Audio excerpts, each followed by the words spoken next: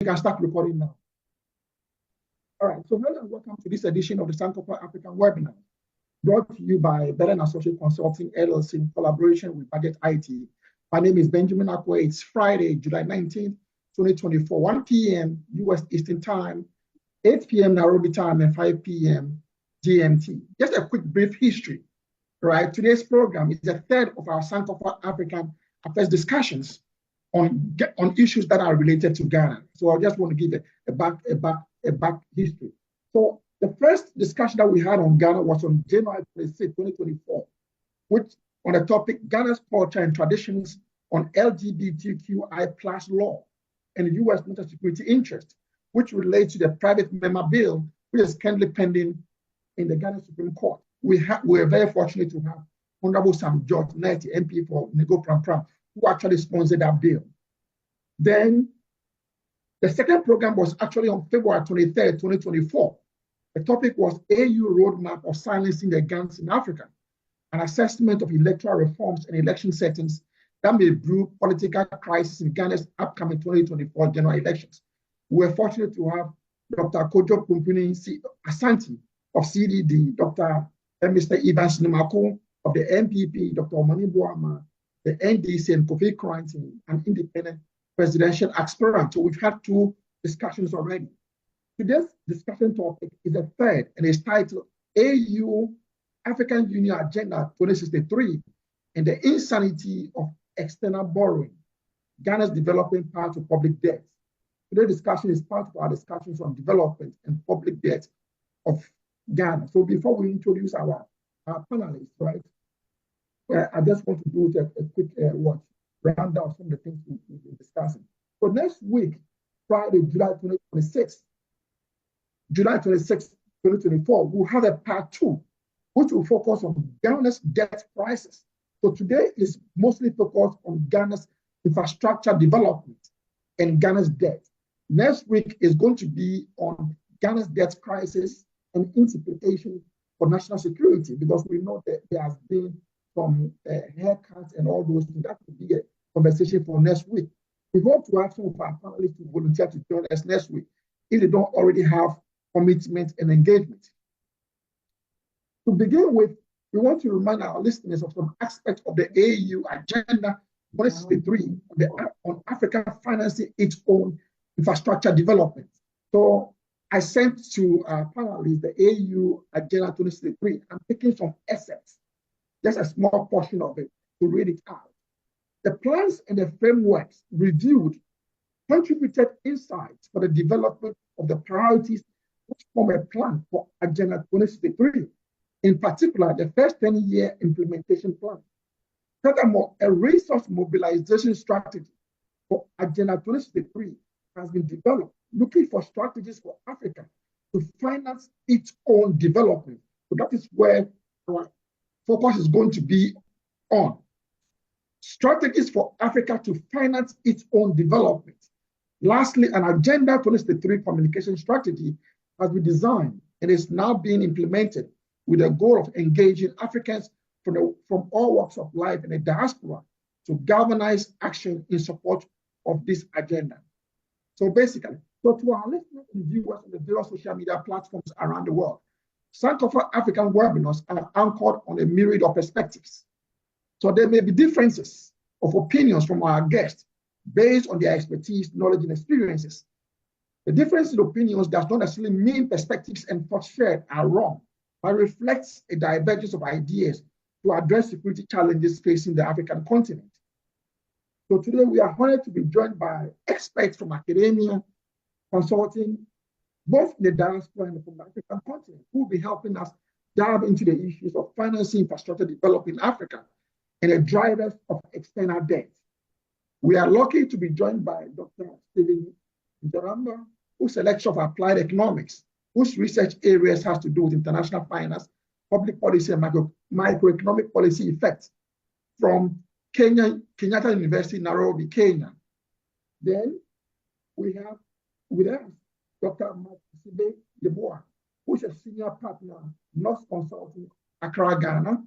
We are here to be joined by Dr. Kukuni Ama, who's a professorial lecturer, School of International Service American University, Washington, D.C., then Professor Lord Mason, who's an associate professor, Department of Finance, University of Ghana Business School, Accra, Ghana.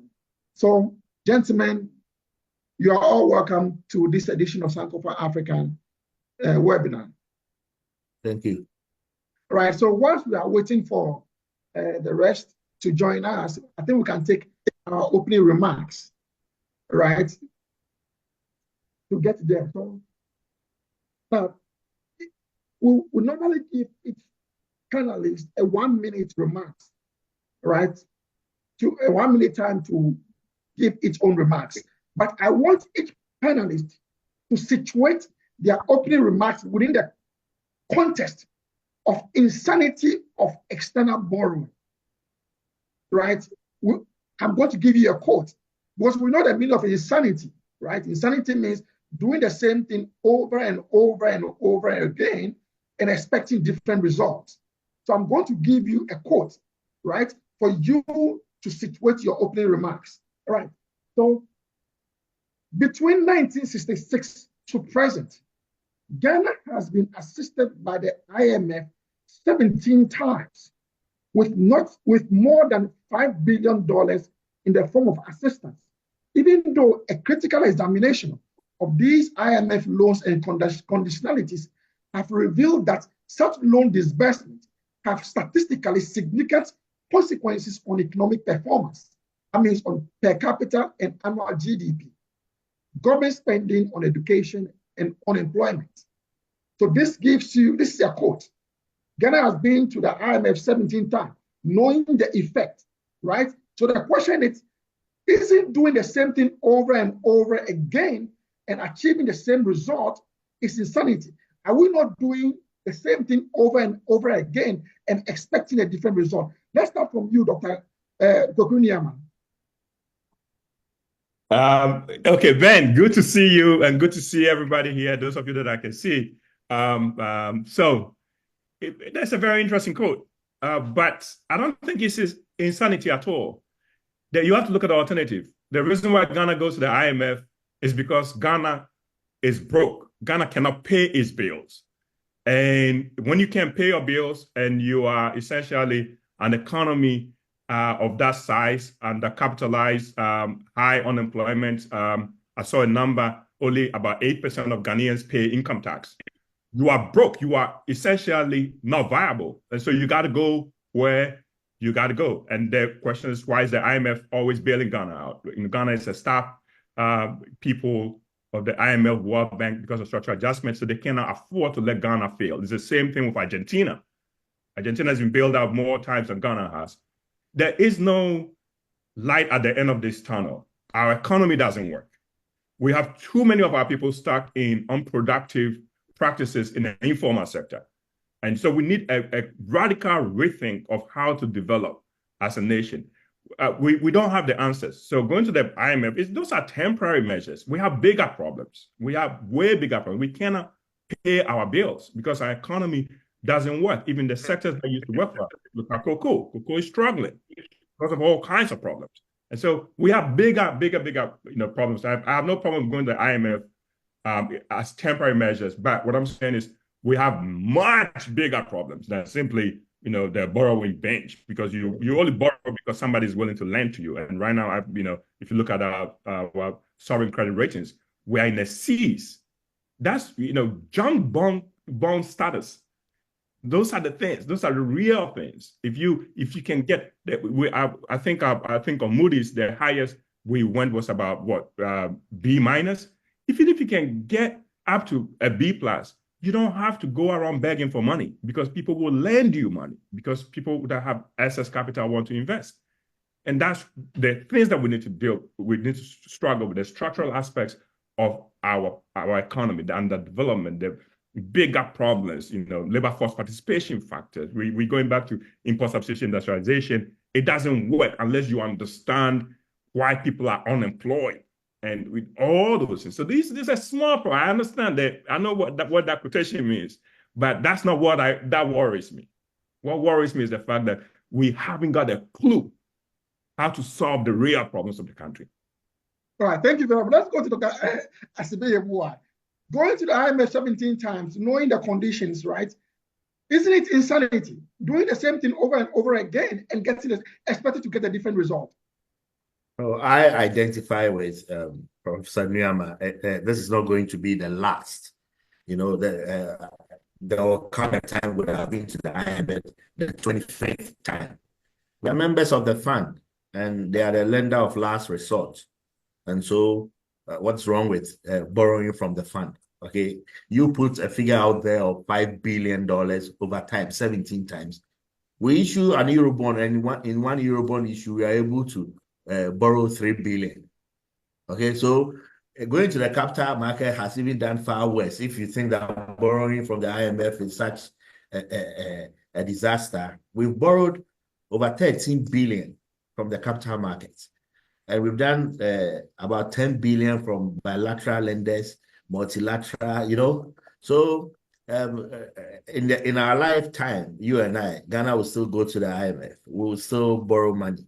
But we have to borrow wisely and invest safe. So when we are borrowing, we need to build our routes. When you come down and then the routes are not good, you are complaining. We need to extend electricity to all parts of the country.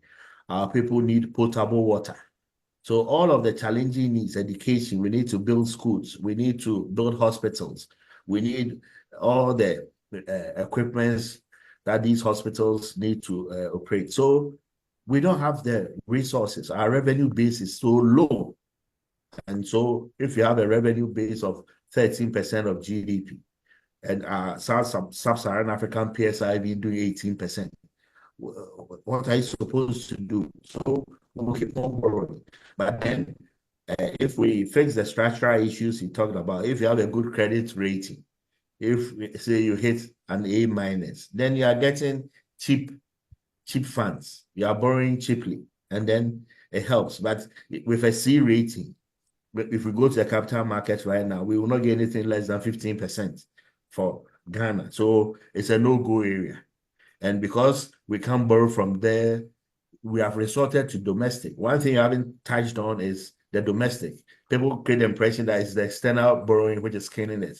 As for the domestic borrowing, it goes on a daily basis. Every Friday, we issue treasury bills. So every week, we are borrowing domestically because we need to borrow to sometimes pay workers. We need to borrow to pay interest rates on maturing bills. We need, so it's a problem. This recent foray to the IMF, we are only getting $3 billion over 3 years. That's peanuts, you know, but something has to give. So yes, that's the only place we can go right now. We are shut out of the capital markets. No bilateral lending is happening because we repudiated the debt. And so we are stuck with the fund. And that's how come now we are restructuring the debt and we are getting some debt forgiveness. All right. Thank you very much. Right. Okay. And Ben, if I may quickly add, Ben, hold on, if I may quickly add, it's not how much money you owe. It's what you do with the money you borrow. Just like he said, the United States owes more money than any country in the world. And so it's the debt to GDP ratio is important. And that's what scares me about Ghana. We borrow more than we can afford to, the service and others. And he mentioned the debt repudiation. You were young in the 70s, the Yentia period in Ghana's history. That I remember that. It was a big deal. But when you don't pay your bills, it's going to cost you more to borrow in future. All right. Okay. All right. So let's listen to Dr. Nyama. He might have a different perspective. Briefly, looking at Ghana being to the IMF 17 times, right? Would you say that is insanity, Dr. Nyama? Briefly, then we'll jump into our discussion. Thank you, Prof. And really I'm happy to see all of you and the energetic individuals here, despite the problems in Africa. The debt insanity. Actually, that's a very good reference to the situation we are in. This external borrowing, I associate with the comments coming here, and it is simply a problem. At what did the rain, or when did the rain start beating us? I think that should be the question, even when it comes to Ghana. It is not an issue that Currently, we have gone to IMF 17 times. I think it is even going to get to 100 times, given the fact that now we are already in what we may refer to as a debt trap. The debt trap is now a situation where even to service the already existing debt, you'll have to borrow. You are not earning any foreign currency. You are not in a position to print foreign currency. So the only thing you can do now is to borrow further in order to service other debts. And now that's where Ghana is, that's where Kenya is, and a number of Africa countries, that since you're not able to service by use of your revenues, by exporting more, you are now resorting to more expensive debts in order to service debts that were fairly cheaper. And this becomes, therefore, an accumulated problem. And at one point, every country, I think a number of countries in Africa, will be headed Ghana way. That's my view. And therefore, the question comes, when and at what point did we start having these problems? Did we really have a problem at start? We'll come to that. Okay, hold that. So we'll come to that. See, Professor Lord Mason has joined us. So we want your opening remarks, but we want you to situate it within a quote. Ghana has been to the IMF 17 times, and we've received over $5 billion. Right? There's a quotation there's a quote that doing the same thing over and over again, expecting to get a different result, is insanity. So are we doing something which is insane by doing the same thing, going and borrowing? Would you agree to that, Professor Lord Mason?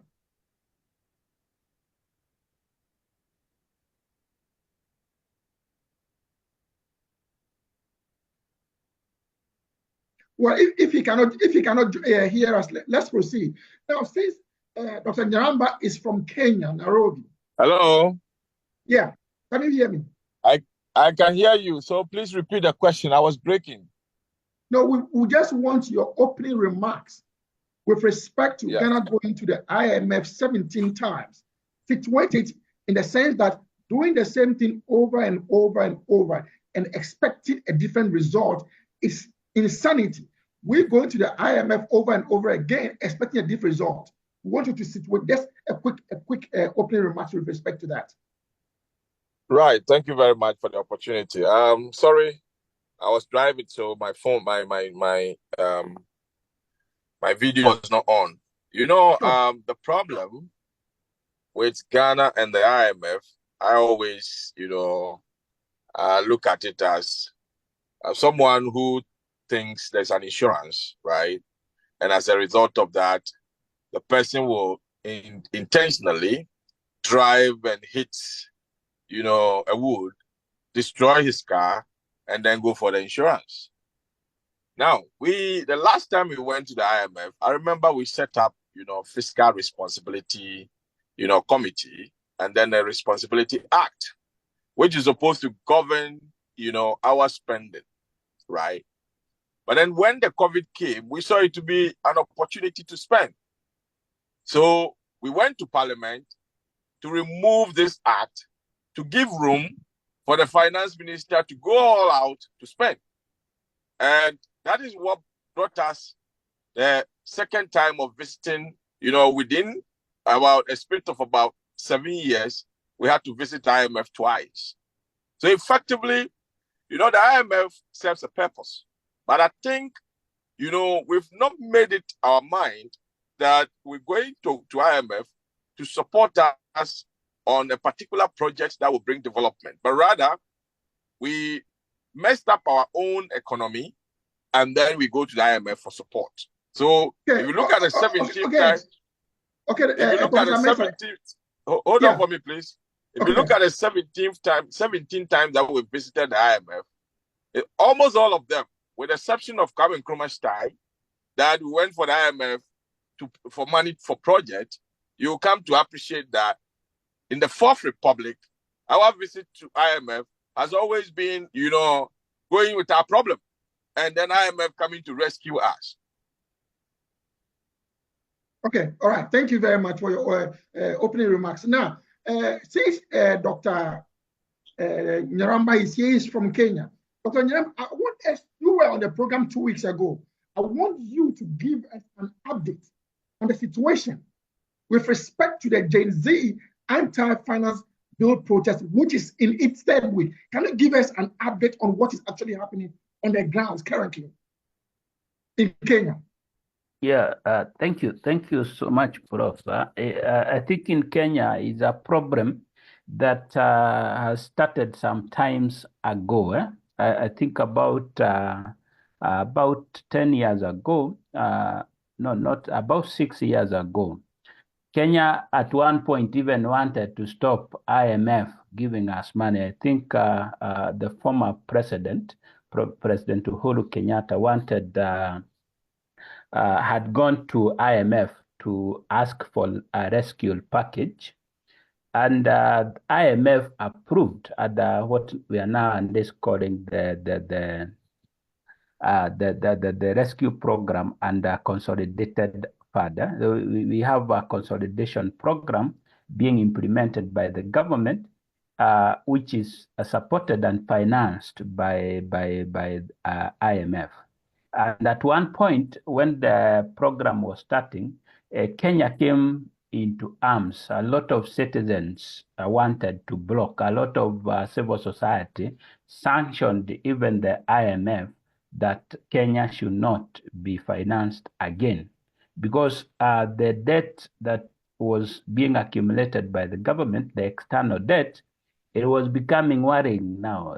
The aspect of borrowing to finance debt, because at one point, Kenyans are becoming more and more understanding on the reason why external debt is required. And it is already becoming clear that no external debt that has really assisted in a tangible program that can be attached. No development, no infrastructure, substantial infrastructure that are able to be attached to the debt that is already getting accumulated.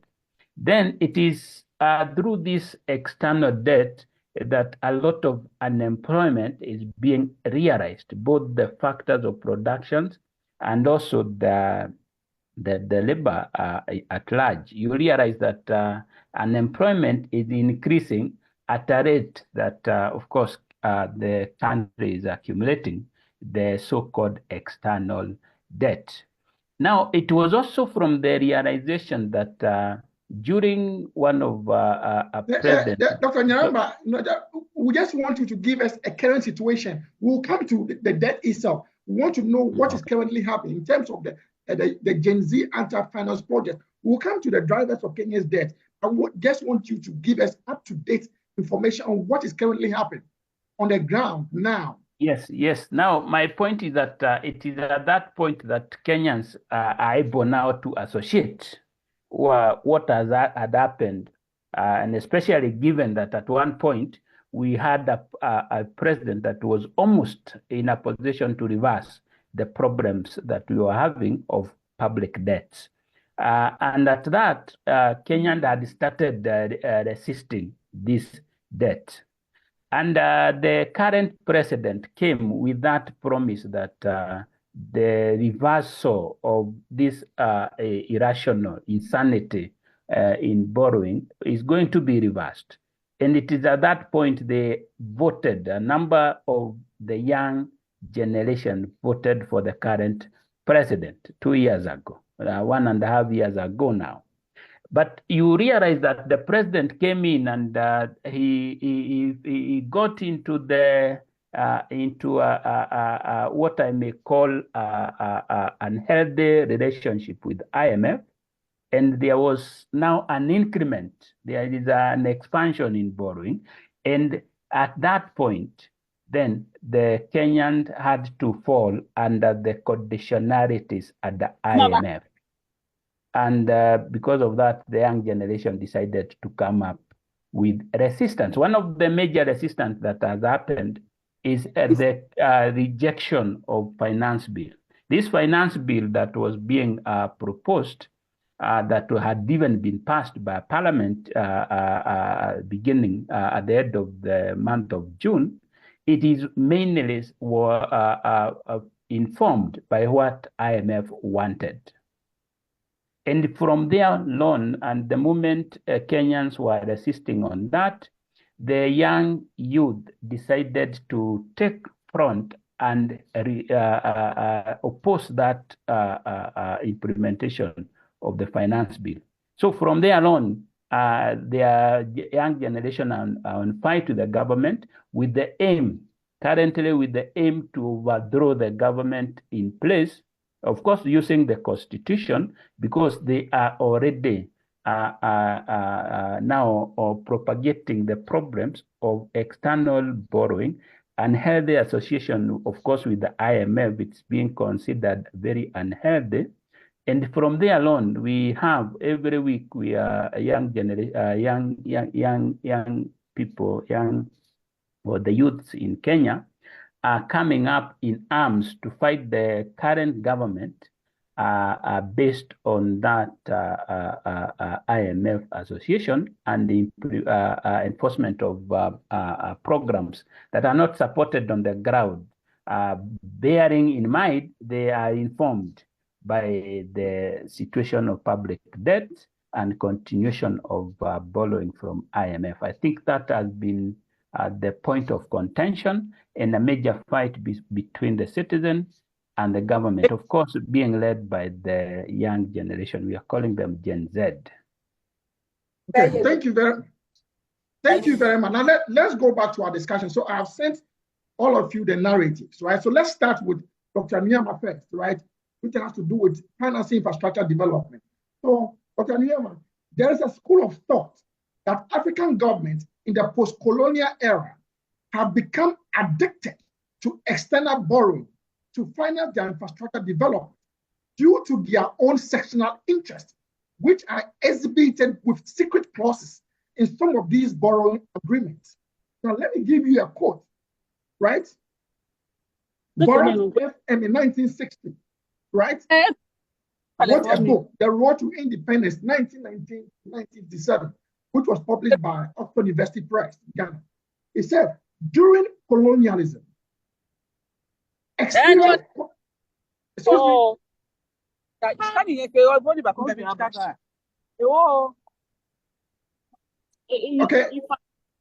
Okay, we are getting some feedback. Nancy, we are getting some feedback from you. All right, so I'm giving you a quote, right? He said what? During colonialism, Ghana experienced considerable socio-economic development and changes, especially during 1940 to 1957, as the colonial administration functions were primarily concentrated on the provision of social amenities and infrastructure, such as telegraph, pipe-borne water, electricity, rail lines, roads, harbor and postal services, while commerce, agriculture, banking, and industry were largely left in the hands of both local and foreign hands without borrowing. So the colonialists were able to do a lot of infrastructure development in Africa without borrowing. Why is it that in the post-colonial era, African governments have become so addicted to borrowing, which does not reflect the realities on the ground? Because the needs have changed.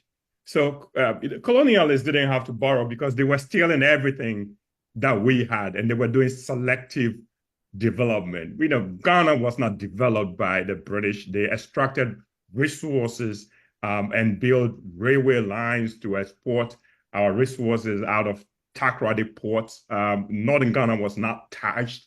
It was spotty development in the south. If they actually invested in infrastructure and development, we wouldn't be having the problems that we're having now. So I reject that. But financing a colonial state coming out of a pre-modern era where you are now introducing things for the first time. It's a little different from, and again, remember, a lot of that stuff is done by, with mercantilist models. A lot of the British colonial project was done by private companies, really, working under authority from the crown.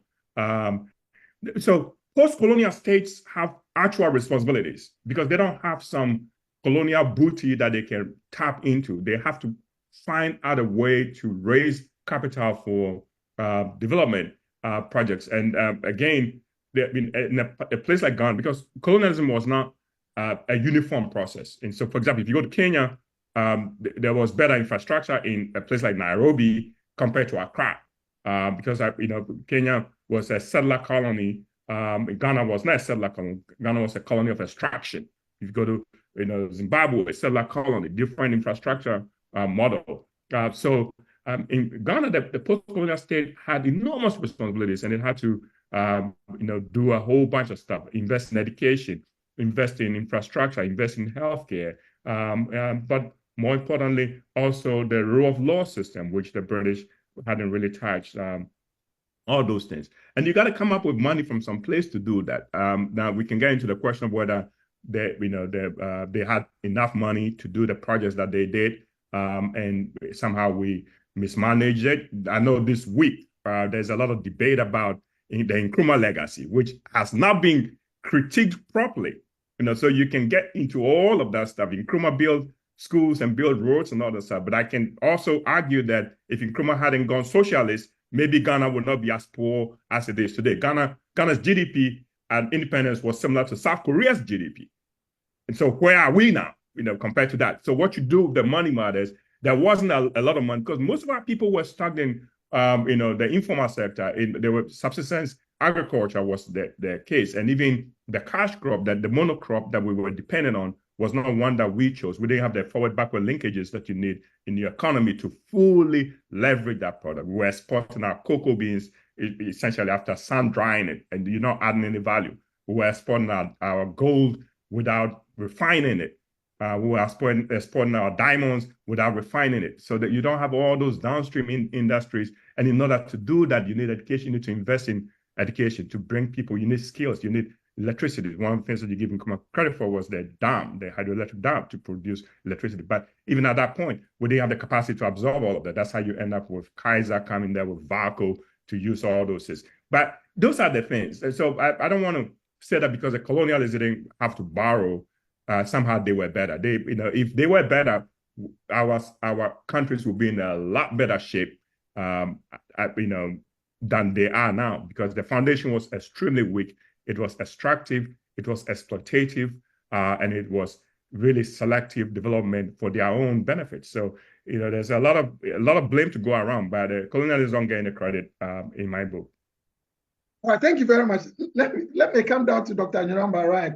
We're still talking about African government, the post-colonial era, being addicted to spending, right? Compared to the colonial time. The colonial time, they were able to do some infrastructure development across some African countries. Would you agree with that assertion that African countries are just addicted because when they borrow, there are secret clauses in some of these agreements which inure to their benefit? Would you agree to that or disagree to that? I think I support what Prof has actually put forward, that they were more exploitative than geared toward any meaningful development.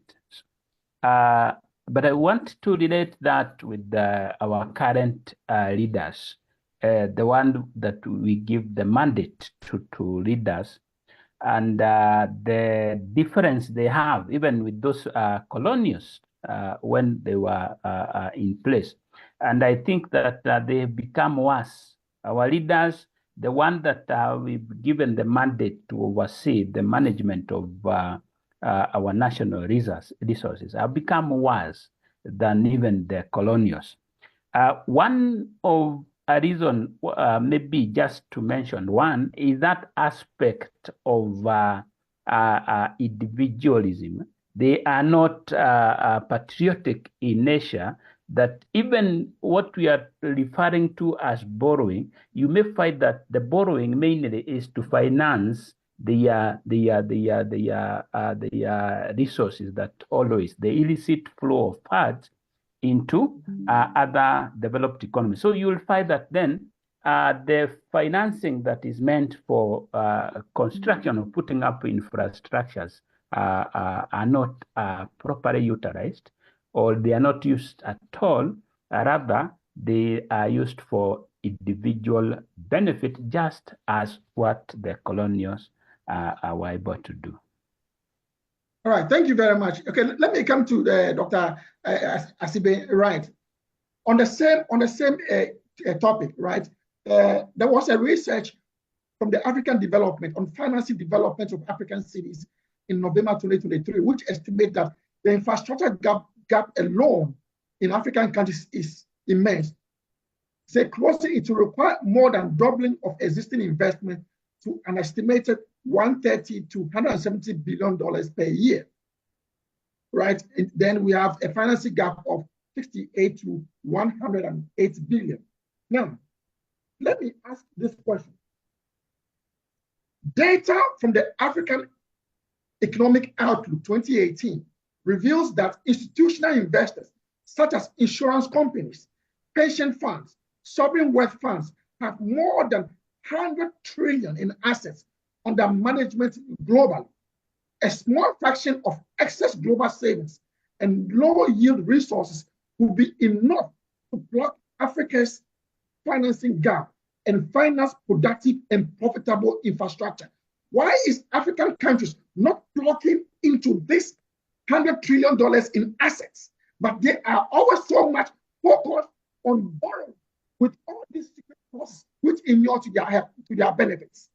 No, it's not as if it's available to borrow. Those institutional investors you talked about are not Father Christmas, you know.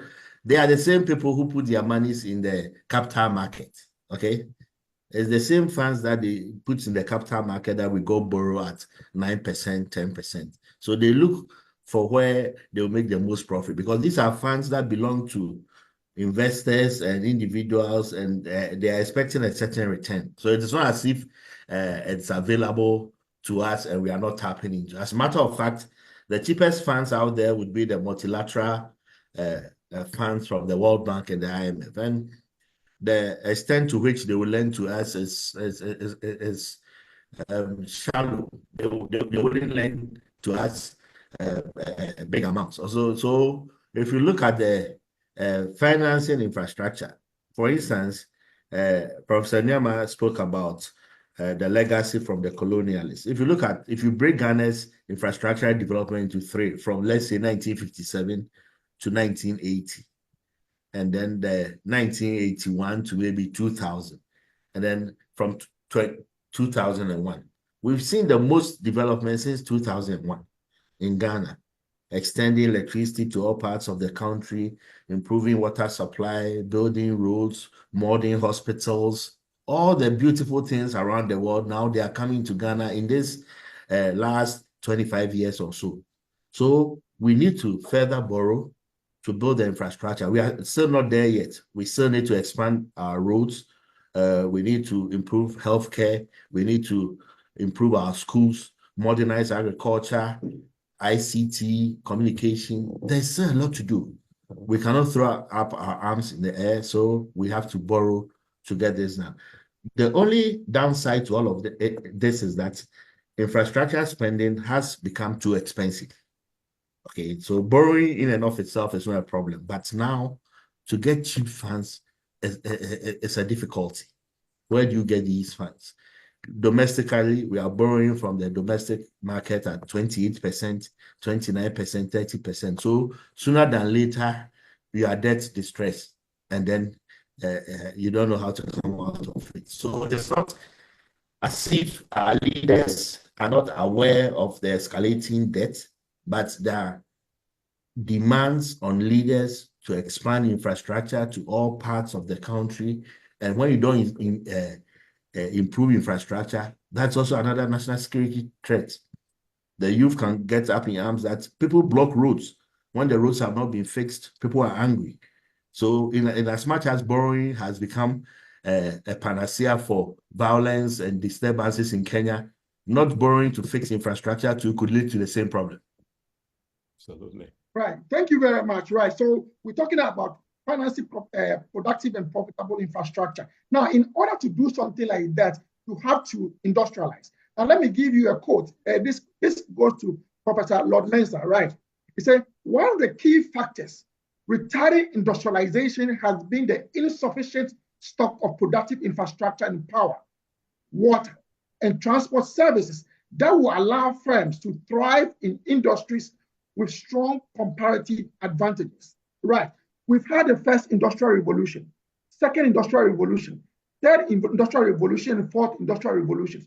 With all these revolutions, Africa has not taken advantage of all this revolution to industrialize. And that has been the bane of African development. Will you agree to that?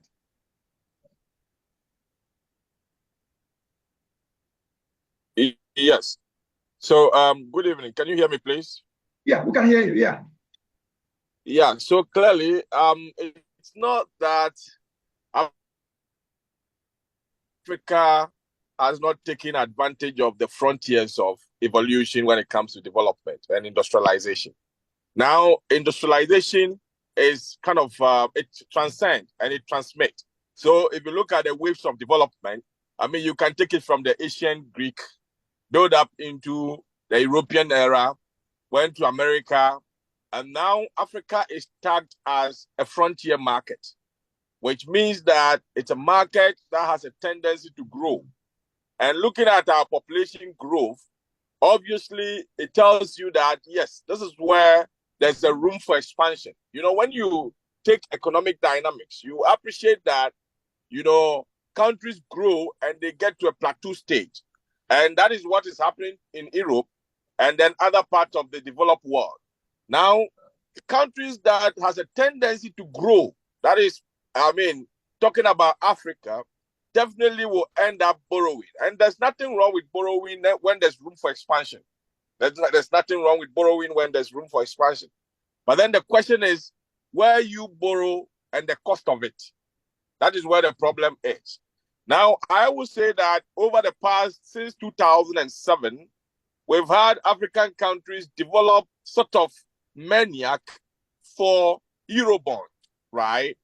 And this is as a result of an improvement in our credibility after, you know, the HIPC initiative. If you look at the HIPC initiative, hello, am I on air, please? Yeah, we're listening. Yeah, but we want yeah, to... so if you look at the HIPC initiative, after the HIPC initiative, our debt levels came down completely. And as a result of that, it was like we had room to grow. So our leaders tend to leverage on reduction in debt and then keep on borrowing. Okay, we kept on borrowing, but the problem we had was that we were not able to match up the maturities of the maturities of our infrastructure in terms of ability to pay for this debt and then the debt maturities. So for instance, when you take Ghana, the first time we went to the Eurobond market was around 2007, right? Now, we came to invest, but then at the point where we had to refinance, you know, the maturities of the 2007 debt, the infrastructure that we had put in place was not able to generate enough to pay back, you know, the money that we had borrowed. And as a result of that, we had to go and borrow again to finance an existing debt. And that has been Professor Lomesa, hold your thoughts, right? Yes. In your introduction, you yes. compare what is happening in Africa like a sick patient, right? Who always has to go to the medical doctor. The medical doctor be the IMF. Sure. Right? So because Africa knows that there's a doctor over there, which is the IMF, they have not taken advantage of the first, second, third, fourth revolution to do the dirty work for them to industrialize, to take their destiny into their own hands in order to develop their own infrastructure. Because most of this infrastructure development are coming from the West. The Chinese are coming with their own resources, right? If you look at the colonial time or Kwame Nkrumah's time, 80% of the resources that were used to develop Africa were domestic. But now what we have is that basically almost 80% is imported from outside.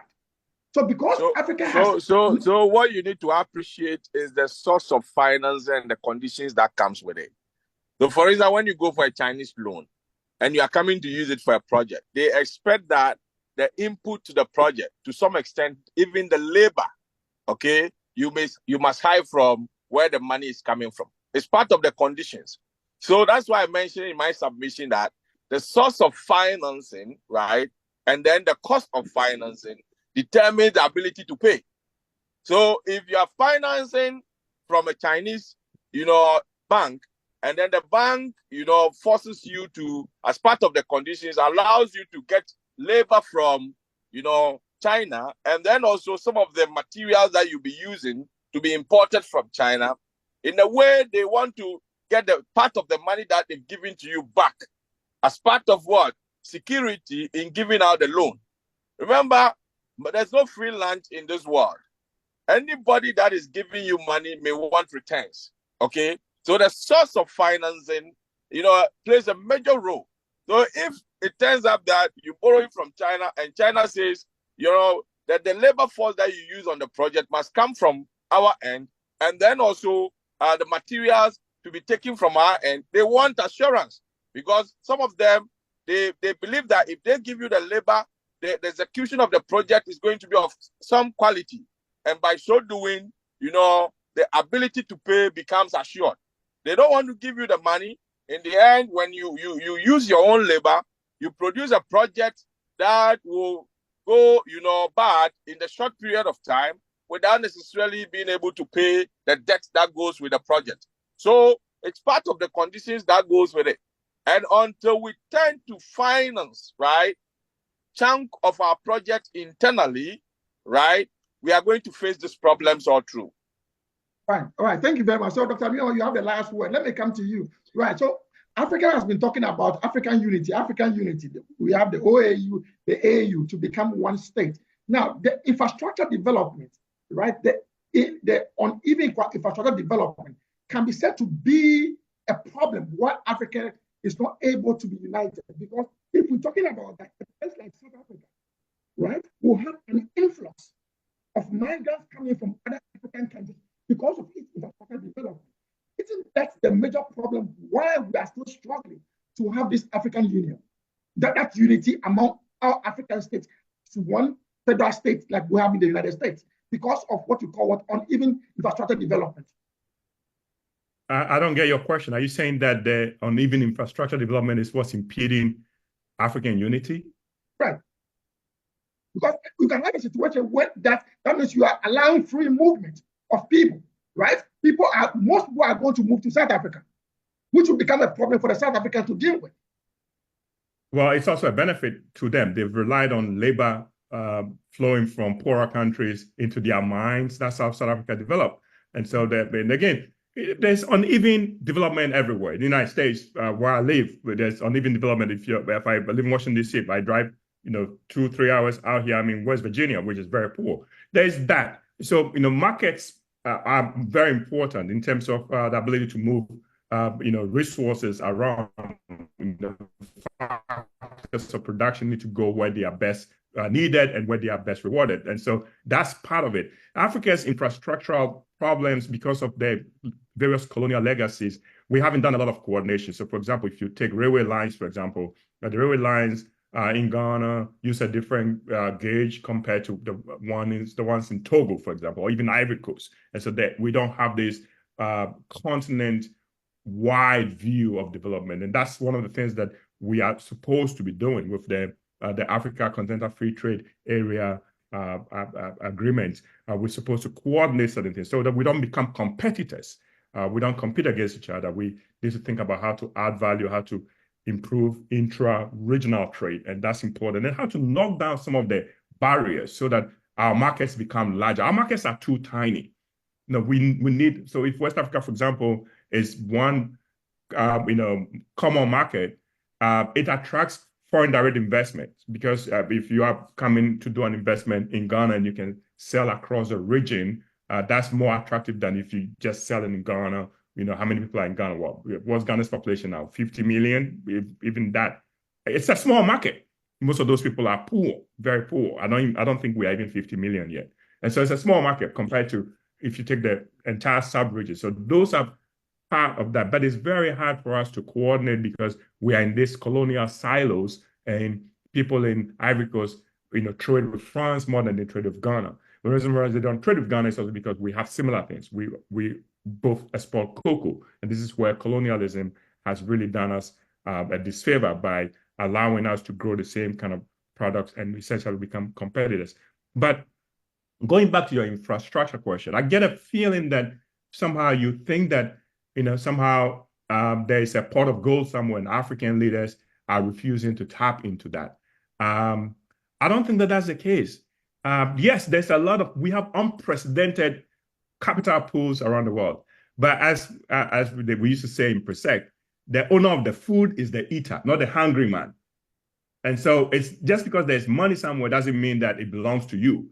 Now, if you get your fundamentals right, if you get your sovereign credit rating up, if you take care of you take care of inflation, all those things, the regulations, how long does it take to start a business in Ghana?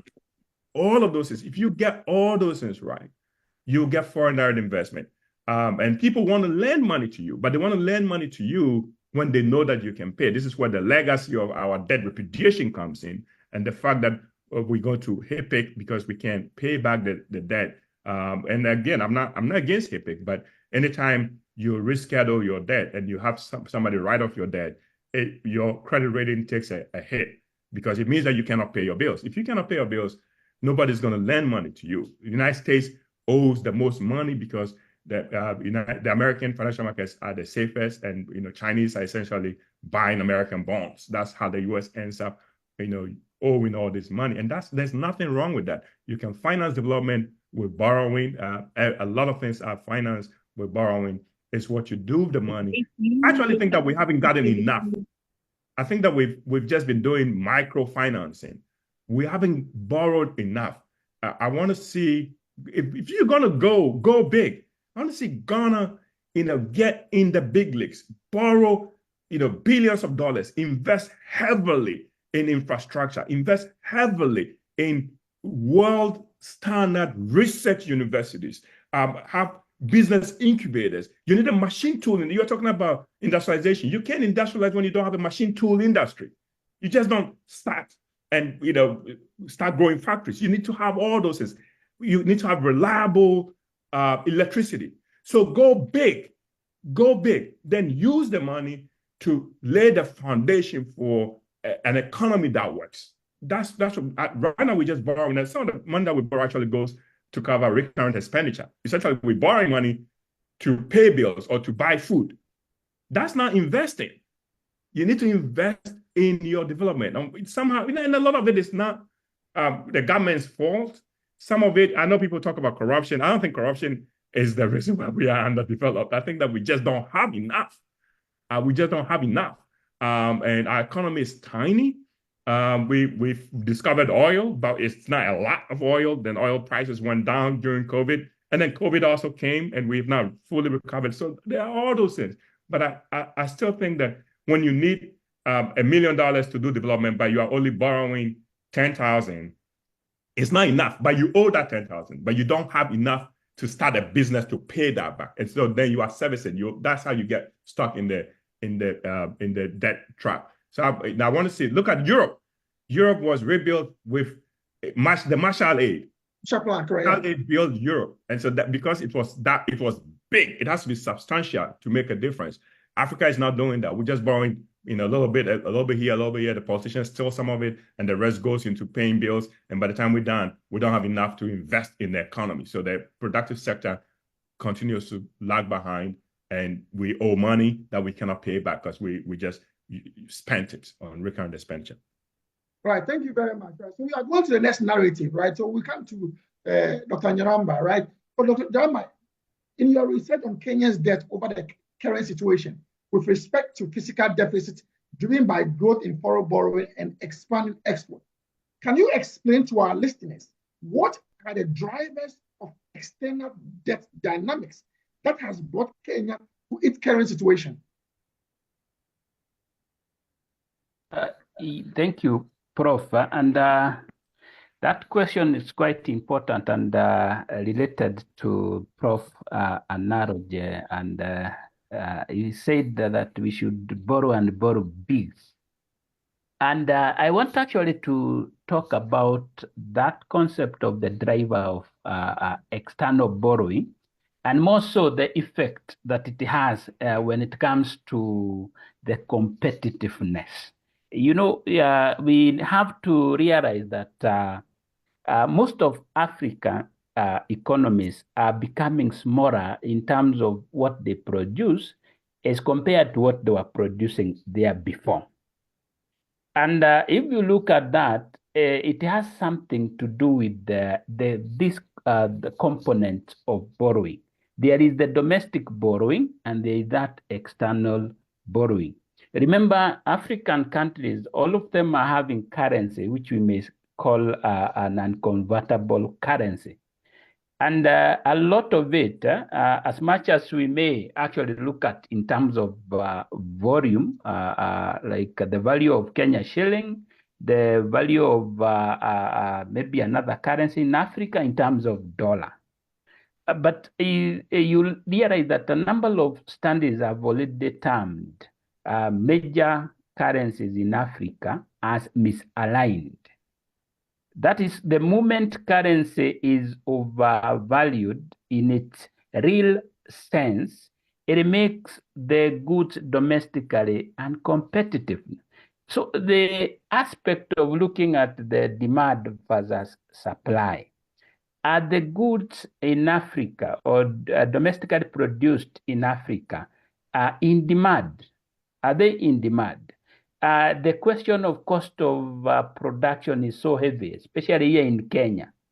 But the question of the value of goods that are produced in China and coming to Africa, to Kenya, you see that even when we are talking about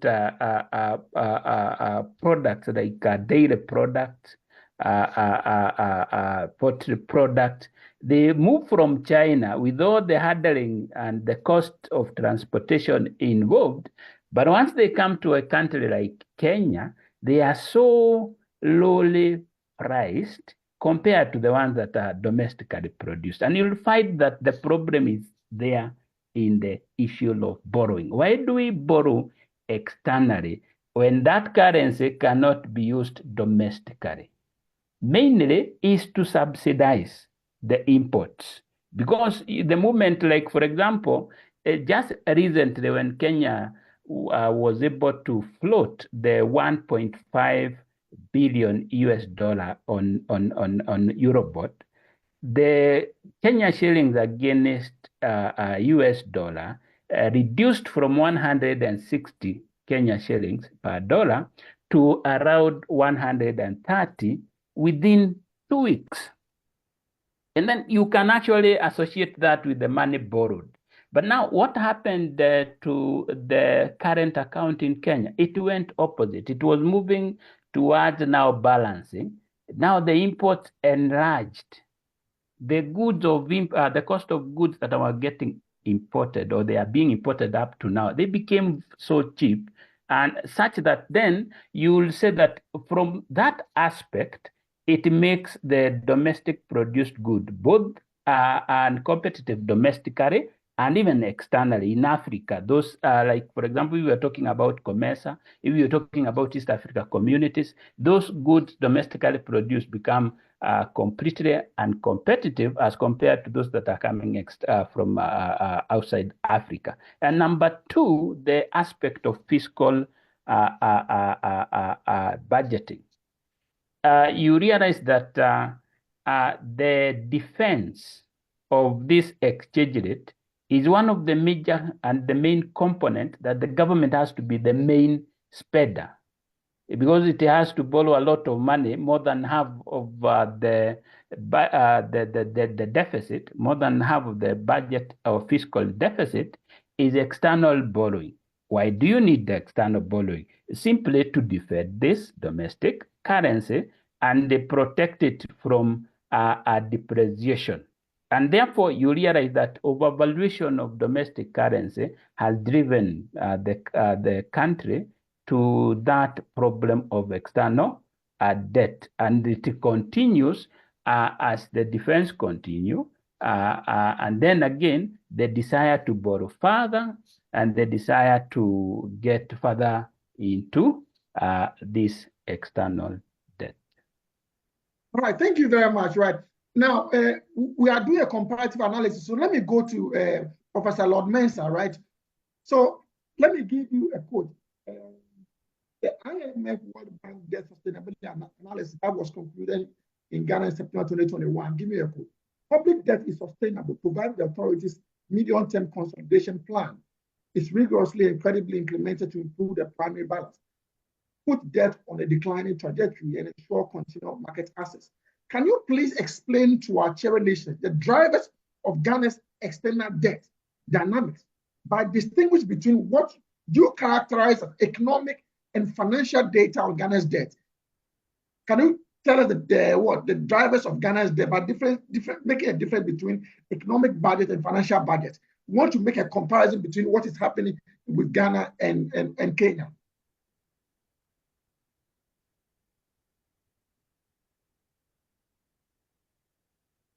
Professor Lord Mensah, can you hear me? Yes, I can hear you loud and clear, and I got your question this time round.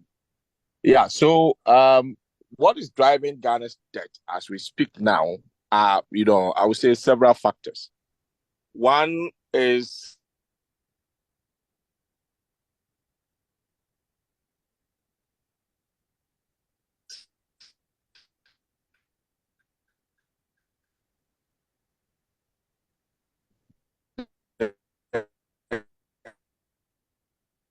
Professor Lord Mensah, your line is breaking up. You went off. Existing external debt. Hello, can you hear me, please? Yeah, there was a break in your line, so probably you can go back a little bit. You can go back a little bit. There are several, factors that are driving our external, debt. One of them is existing debt. I mean, you can't take it out of the drivers because what is happening is that we borrow, especially for the external debt, we borrow to offset existing debt most of the time. So if Ghana government is going to the Eurobond market to borrow, we tend to borrow, maybe if we have some maturities that are about $1 billion, we borrow around 1.2, and then we use 1 billion to offset, the existing debt, and then 200 million comes into the folds of government to serve as our foreign exchange buffer, to serve the demand for, foreign exchange in the local market. That has always been the case. So effectively, over the years, I would say from 2007 that we've been to the Eurobond market, one, we have been borrowing to offset existing debt. So my question is, the first borrowing that we did, what did the money come to do in our country? What project did we put the money in? Is it because we're not able to match the maturities of the debt and then the project cash flows? That is one of the main factors that can expose us, call us to refinance, existing debt with, a debt that is being issued. Another thing is, prioritization of, production. You see, Ghana import a lot, but then as a result of conscious, policy, we've not been able to, rank our, importation items to determine which ones that we can produce here. So, for instance, we have an current administration that had a policy called Planting for Food and Jobs, right? Now, I was expecting a target out of this Planting for Food and Jobs because our expenditure lines, because it's a flagship program, the monies that are read in the budget is exactly what is released to the ministry, okay? Unlike other ministries that sometimes it will be read that they've been allocated 20 billion for a particular project, but then in the end, they end up seeing only 10 billion because of, reappropriations within the budget.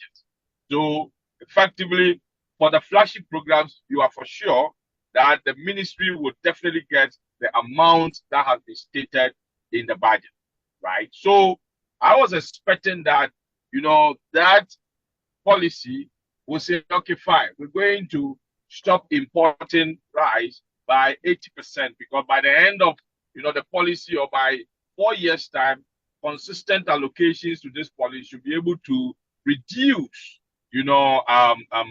rice importation by 80%, right? And indirectly, we are more or less saving a foreign exchange in our economy. And when you save foreign exchange in your economy, of course, the biggest demander of the foreign exchange is government, right? Government is using foreign exchange for its external debt service. It is using, the foreign exchange for, external transactions. And then it comes to the businesses, and then also individuals who are demanding, the foreign exchange. So it has to do with production, right? That's one of the underproduction. That is one of the drivers, of our external debt, and then existing debt, right? And then also there seems to be some kind of moral hazard. Let me put it that way, because there's a difference between taking a concessionary loan from a bilateral agency, right, and then taking a commercial loan from the Eurobond market. I said there seems to be. You have to underline that. The reason why I'm saying this is that for the Eurobond monies, because the lender is far away, right? The lender is far away, and then when you borrow for a project, the monitoring of the project is normally, kind of weak. Let me put it that way. So our leaders sometimes prefer to take money from the Eurobond market, where the lender is more or less diversified, because of course we know it's people's pensions and other investment that they put there, that their investment companies comes to put part of it in our economy here. So when the World Bank has money for a project, and then there's an alternative to also borrow from Eurobond market, I'm expecting an African leader would definitely go for the Eurobond money because of the monitoring. The World Bank will use their local agencies to ensure that every penny they give you, right, will do the job that they must do. And then, at the end of the day, accountability becomes easier for them. But the Eurobond, once the money comes into your fold, right, sometimes you'll be tempted to decide to do a different thing with the money. So these are some of the motivations, and they are soft form of motivations that I think will fuel an African country to typically concentrate on, Eurobond, borrowing. And then also, you asked me of the economic value of if you can repeat that for me, because it escaped me. But I heard of make a difference between the economic value and the financial value. Right. So, like for instance, in Ghana, as we speak now, our exchange rate is around 15.54 against the dollar, right?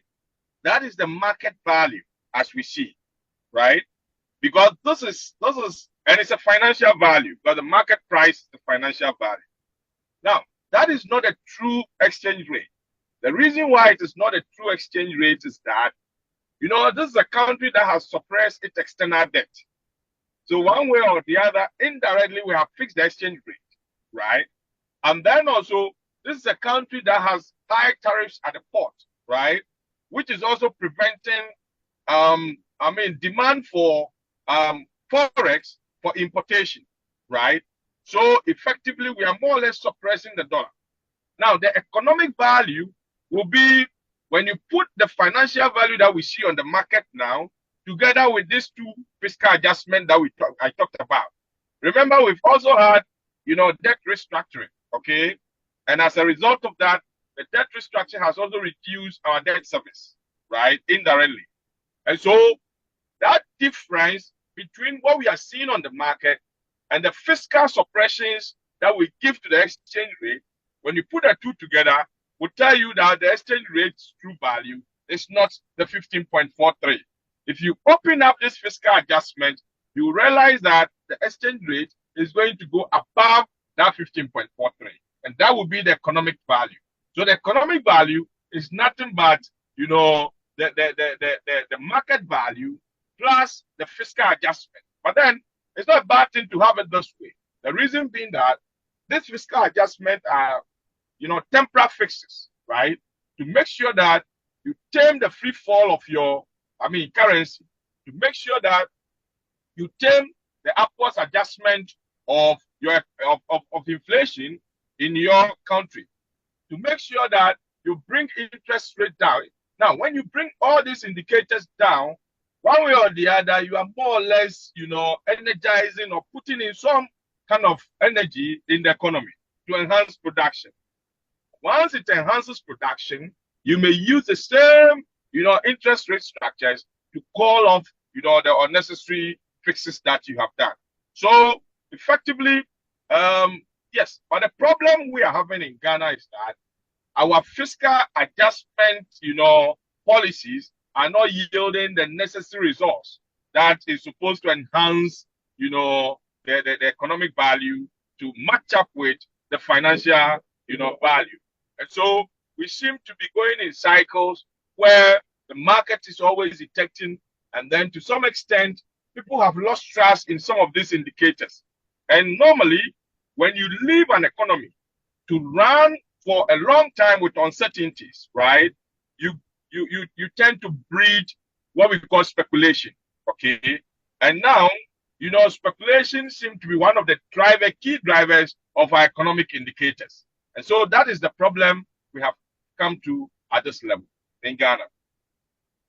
Right. Thank you very much for that submission. Let me come to Dr. Asibi Yeboah, right? Listening to Dr. Nyaramba in terms of the drivers of Kenya's economy debt, and listening to Professor Lord Mensah. If you listen to Professor Lord Mensah, he mentioned what borrowing to service debt. He talked about importation of goods. Now, he cites good examples about planting for food. And we also know in Ghana that we have what we call the one district, one factory. So more or less like import substitution industry, right? Those goods that we are trying to import into the country, we are trying to manufacture them or to produce them locally. But don't forget, they are sectional interests, right? Let's take, for example, importation of chicken. If you want to grow chicken locally, right? That means you are now going to temper with certain party interests, certain people who normally import chicken from overseas into the country. And that will be a clash, right? So how do you navigate, right? In terms of you doing this ISI, import substitution industry, or your one district, one factory, or your planting for food, with that actually be in context of those who import these goods from overseas. If you listen to what was happening in Kenya, right? It was the politicians who were importing the chicken and all these things. And if you try to offset their power in the system, then you should know that your government is going to go out of power. How do you navigate a situation like that? I think that the Kenyan case is clear that it was a finance bill that triggered all the disturbances. Okay. Now, I don't think that should be a consideration that some importers are going to be affected, for which reason we shouldn't roll out some of these programs. Matter of fact, what is limiting is that these programs have not been deep enough. We've left it to private entities to run. There has not been government interventions, as it were. So there's one district, one factory you're talking about. It is still left to private entities with low capital. They don't have access to credit and the rest. Planting for food and jobs, we don't have plantations being run by the government, okay? If you want to do serious agriculture, then you need the machinery and the equipment to irrigate the farms, and then to go deep. If you go to developed countries, there are only a few people who produce for the masses. In our case, you have a lot of people going into agriculture but producing less. So what I want to see is that if we are doing planting for food and jobs, to really go at import substitution, if it's poultry or grains or whatever it is, let's do it on a very large scale, modernized, well-irrigated fields not dependent on rainfall. If we are doing one district, one factory, agro processing, what is it that we are doing? Let us identify the areas we want to engage in and go full throttle. Like Professor Nyama said earlier, we are doing things in bits and pieces, and then we want to see the country industrialize. It's not going to happen. So yes, planting for food and jobs has contributed to the growth in the agriculture sector, but we can do way better. We can triple what we are doing right now. If government, there are fallow lands, you drive around the country and you see all of these lands. We used to have state farms at Kwamoso, Benso oil palm plantation, Kade, and Kwae. We have to go back to that because the private person is not incentivized enough to go large scale. Agriculture is a risky venture. We are still open to fire and all these thefts all over. So government has to step in and say that I'm going to go back to state farms, and then I'm going to provide the inputs and get the youth to work. If they are prepared to do construction jobs and you are going to pay them the same daily wage, why wouldn't they do it on the farms? So yes, it's a good policy, but we have to revisit it and do it on a much larger scale.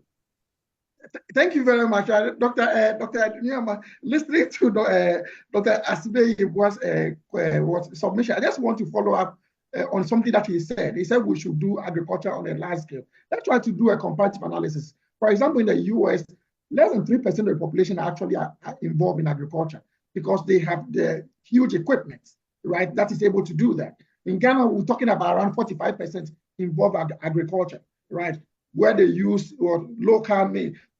We saw that happen in the 80s and the 90s in terms of import substitution industries, where we imported machinery, right, from overseas, and the spare parts, the parts that needed to be fitted to some of these things were very expensive, and we have to abandon that, right?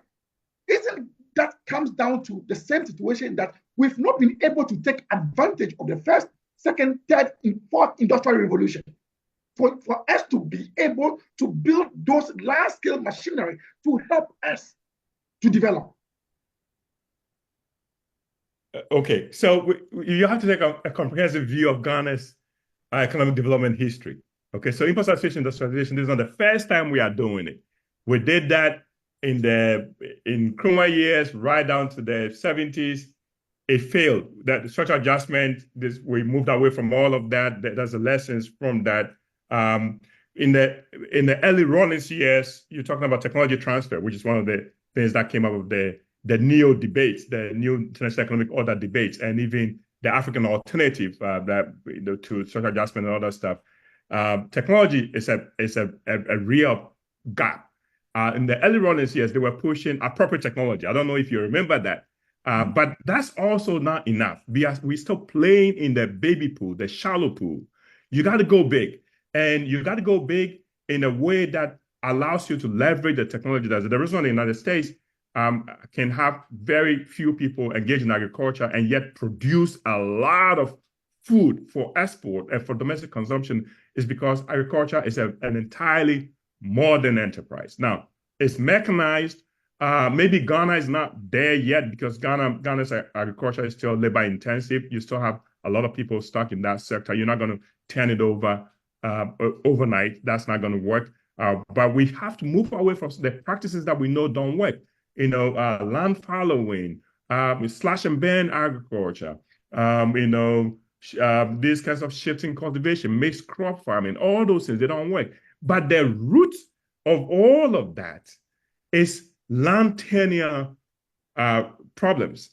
So land ownership, which one of the things that we tend to glamorize about Ghana is the fact that land is communally owned.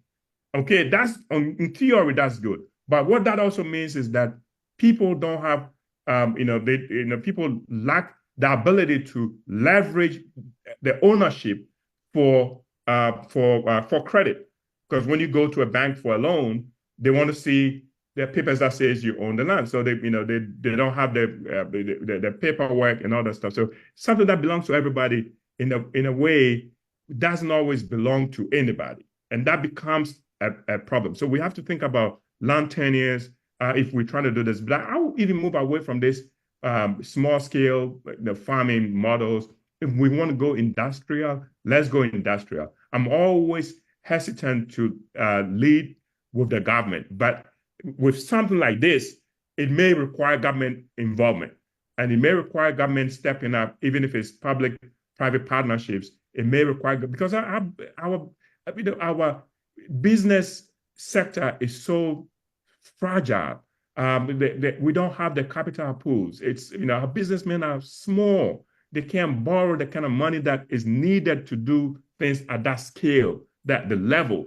You need a government to be involved. And, if it's loan from China, go get loan from China. But we have to plan this so that it's not episodic the way the one district, one factory thing has been done. It's episodic. You have to think about the forward-backward linkages. So you don't go set up a sugar factory, then you realize that there is no sugarcane plantations around. Then you have to, in the end, you end up producing at a higher cost if you're not thinking about location of industry factors and the scale that comes with localization of production in certain areas. Even the things that we have comparative advantage in, we have not developed. So think about tourism.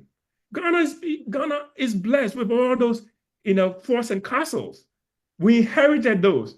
What have we done with them? I take my students to Ghana every March, and we go to Cape Coast Castle, Elmina Castle. You have to drive through these towns, on these broken roads to get there. And when you get there, there's nothing there. It's just the castle that's there. You're trying to, you need to think about how to scale that. So if you're doing tourism, niche tourism has a ceiling. Tourism does well when you go big. And then the niche is there, like Las Vegas. Las Vegas makes more money from hosting conferences than from gambling. So you can't just say you're just going to put casinos here. You have to think about the entire value chain. People are coming with their families. You need to have things for children. You need to have things for, people that are coming for educational purposes. You need to have a whole, view of the economy as you are developing this, so that it's not episodic, so that you get to a certain place, and that's the only thing that's there. And you have to, one of my American friends told me one time, and I didn't understand this. It's now that I'm thinking about it. He said, you guys make it hard for people to spend money in your country. And I thought about that. And it's true. We chase the small things. We chase the small stuff. So African Americans go to Elmina Castle, and we're hustling them to pay the fees, the entrance fee.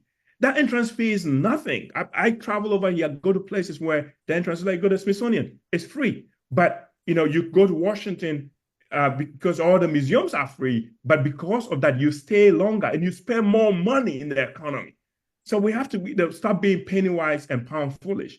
And you need a big vision. You need to have giant steps if you're going to do this development, not just episodic little things, and we just essentially collecting rent on things that's already there. We need to add value to these things, and it has to be an integrated approach to development, so that if you go to Cape Coast, you're not just there for the castle, you're there for 4, 5, 6 other things, and it's easy to get there too. You're not spending a whole day trying to get there, driving on broken roads. Some of the roads go through little towns with goats, and bicycles on the road. That's, you're not going to make money that way. You have to go big, and it can't just be about slavery. It has to also be about leisure.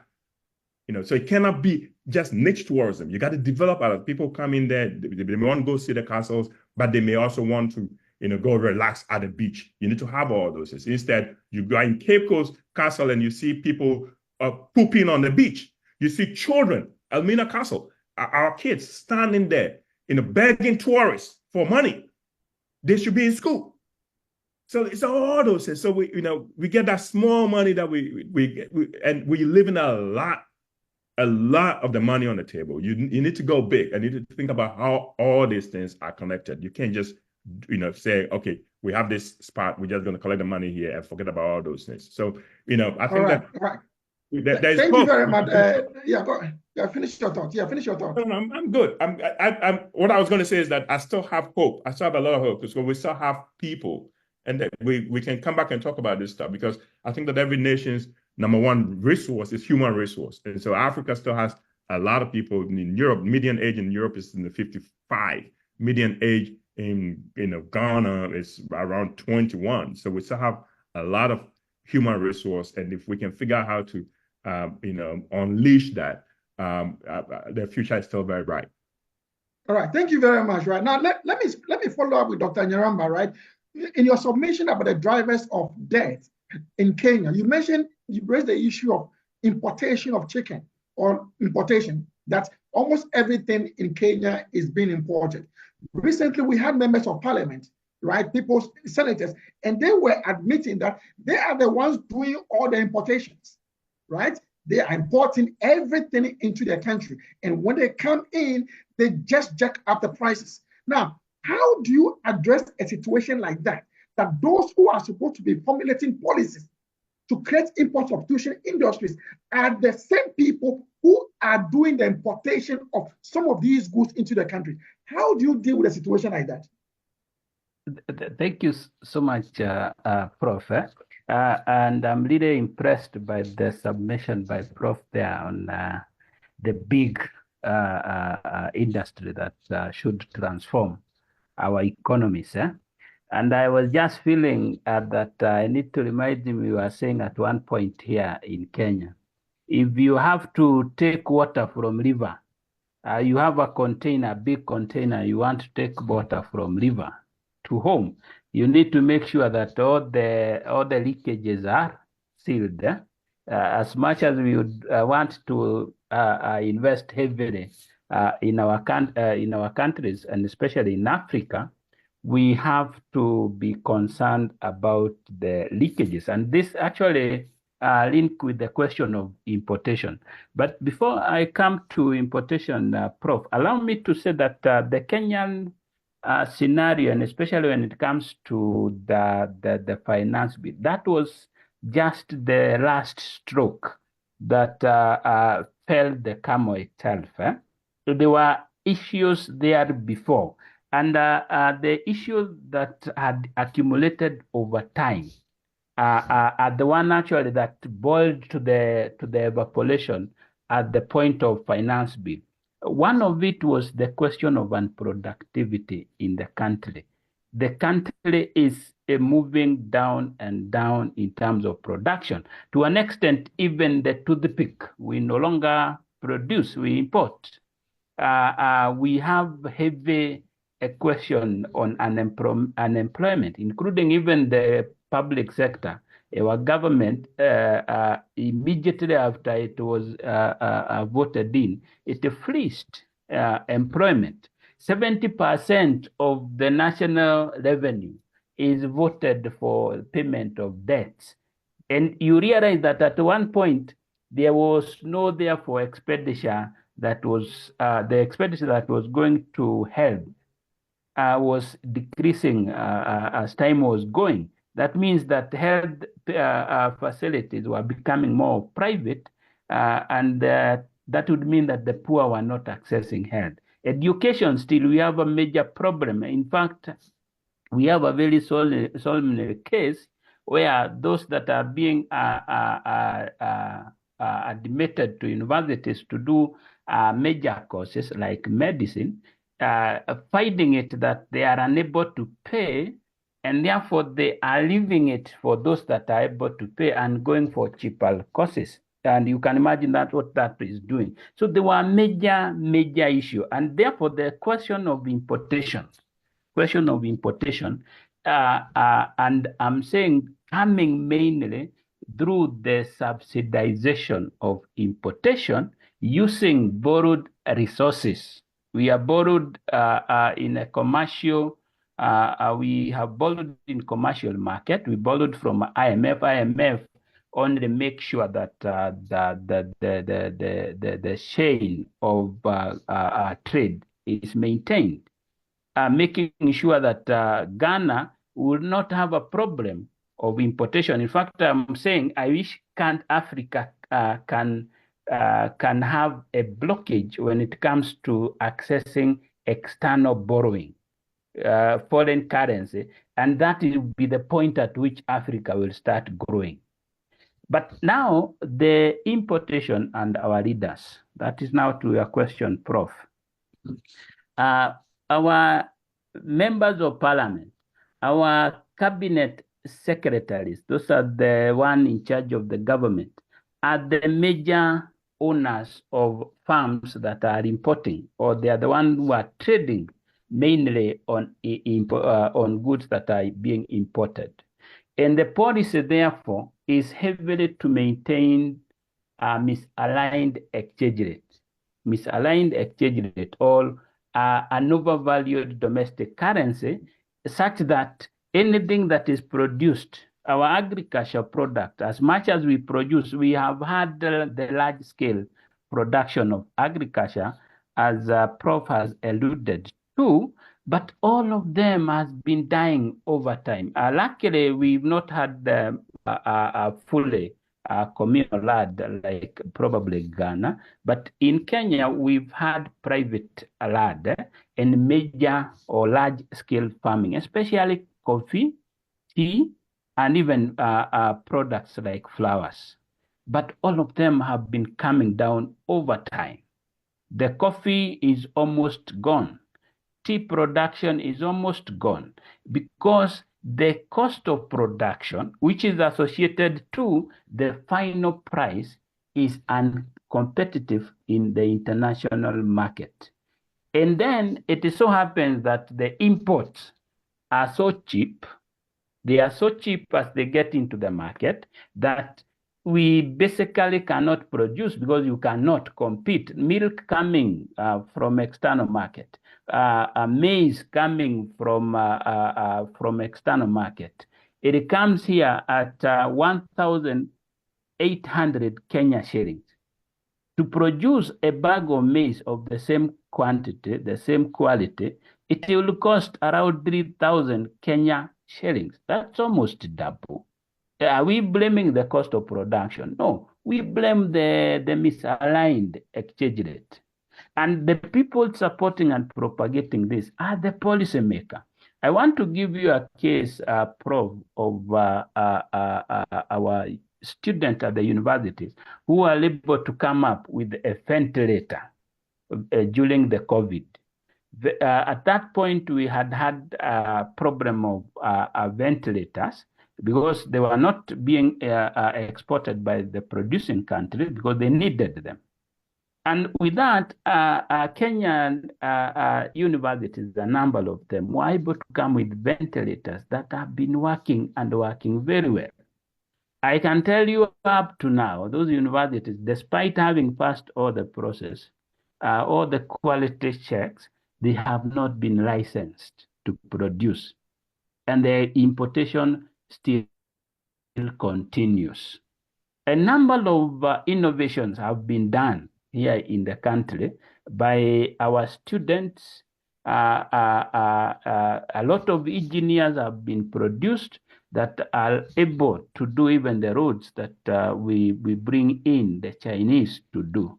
But they are not allowed to do that because roads are being done by Chinese, because our leaders are able to, in one way, get into a healthy arrangement with them, the policymaker now, they get their cuts, and from there on, no local farm can be awarded a tender. And where they are awarded a tender, the frustration they are in, they will not be interested. Like I would tell you for now, almost 600 billion Kenya shillings, that's almost a third of the fiscal budget financial year, is an amount we may call pending bills to our contractor. How do they survive?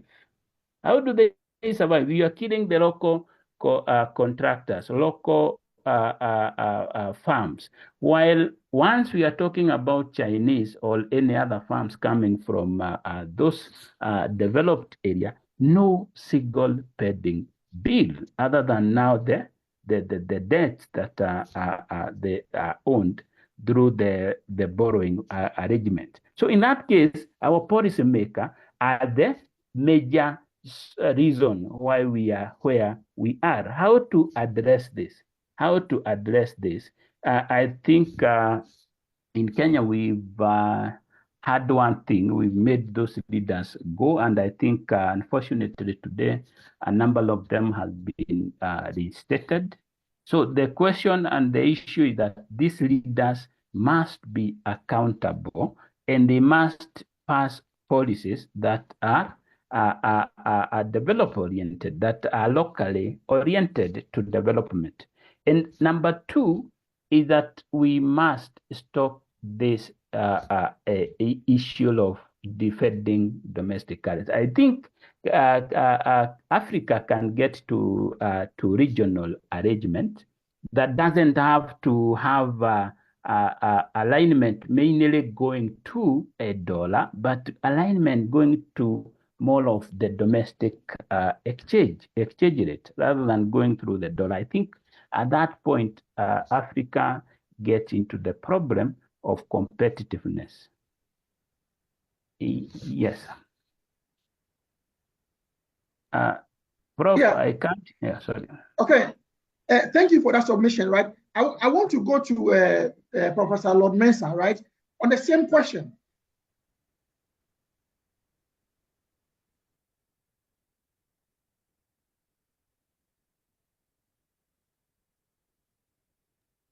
Yeah, Dr. Lord Mensah, you also talked about importation, right? Also being one of the problems. Now, you realize that in Ghana, basically we do import everything, right? Yesterday I was listening to some of the conversation we importing tomatoes and all these things, right? And we know that when you are importing, it puts pressure on your on foreign currency, right? Our hard foreign currency, which creates more debt. Because if the exchange rate goes up, it tends to affect us long term. How do we deal with a situation like that, where we keep importing, creating more demands for foreign currencies, and it's escalating our debt to such astronomical level? How do we navigate a situation like that?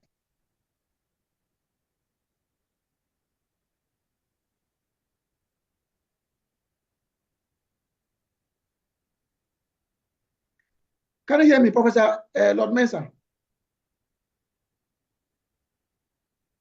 All right, if it's not here, let's go to our last narrative. Hello, can you hear me, please? Yeah, I can hear you. Go ahead. The line was breaking, so I didn't get your question. Sorry. I'm saying that you also brought the issue about what servicing, using borrowing money to service debt, then importation of goods. And I'm telling you that in Ghana, we basically import almost everything.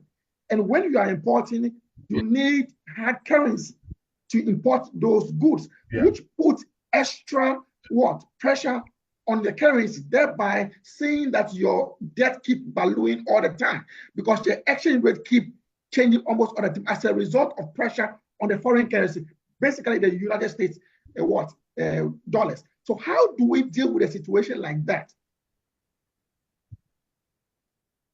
Right. So it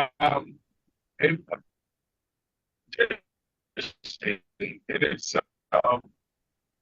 I mean, it's not a bad thing, let me put it that way. Every economy goes through times. Issues that will feed into local production.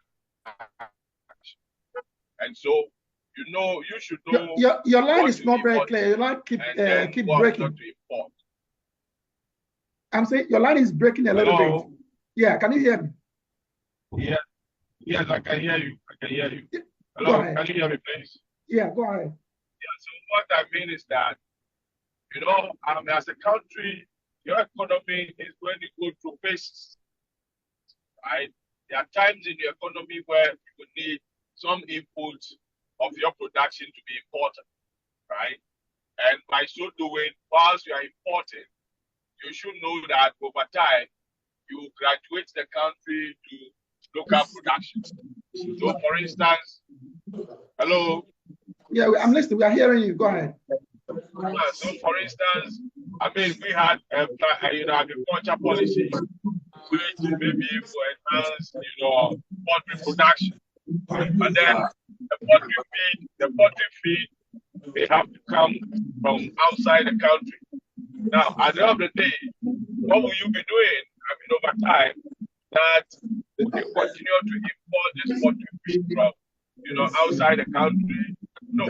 So you should prioritize, your policies to ensure that.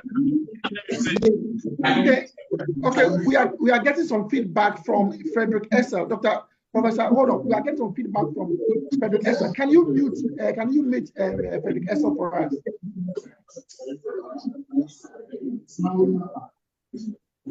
Nancy, can you mute Frederick Essel for us? So, if you can hear me, please. Yeah, go ahead.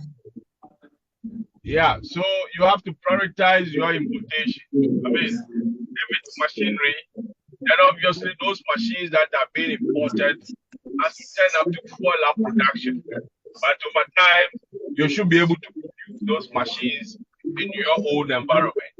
So let's take, for instance, you are going into agriculture policy where initially the fertilizer needs to be imported, right? But then you know very well that over time, when you produce poultry to a large quantity, the poultry droppings can be used as a fertilizer. So what will you be doing to ensure that you reduce importation of fertilizer as part of your policy? So from where I sit, it has to do with policy prioritizations. I mean, getting to know what to import and what not to import at a particular time. That is what will solve this problem of, general importation that we've been doing over the years. Okay, all right, thank you very much. Now, let's go to our very last narrative. We go to Dr. Sibe Yeboah. Right, so we know that for the multilateral creditors, the World Bank and the IMF, right, we know the terms of their agreement. The narrative that I sent you, I want to read something over there. Many lenders and governments around the world very opaque what laws are used for, and even the terms on which they are made. And this is true of Ghana. Now, we have elected members of parliament. We elected them to represent it. Right. Why do they go and engage in what? Agreements with secret clauses which are opaque? Why do we have a situation like that when they are supposed to be representing us, to be doing things in our interest? You have been in parliament, and you know some of these loans come. They've already been negotiated before they are brought to parliament to be what? To be passed, right? Why do we have a situation like that? And how do we hold government or parliamentarians accountable for such a situation? Yes, respectfully, I don't think that's a fair comment. Okay. All the loans that have been contracted, the terms are laid before Parliament. Now, Parliament can go ahead and pass it in the midst of opposition from some elements. That's a different matter altogether. But whenever we contract loans, if it's from the IMF, World Bank, African Development Bank, the multilateral ones, they are soft loans. And so you would easily reach out for those loans. And then they are such that they are directed at projects and their disbursements. You can't toy with World Bank facility. So they are the concessional facilities everybody would opt for. They are the bilateral country-to-country loans that come in, and some of them are project loans. Project loans. Now, when you contract a project loan, by our constitution, if it's an international foreign transaction, it has to come to Parliament. You can criticize the terms of the loan. That's the interest rate. It might be high if you are procuring a loan to buy military equipment. The interest rates are into the roof. So, but when they are laid in a bilateral country-to-country or even a commercial facility directed at a project, not all of it is disbursed. That is why when we repudiated the debt lately, most of the projects have stalled.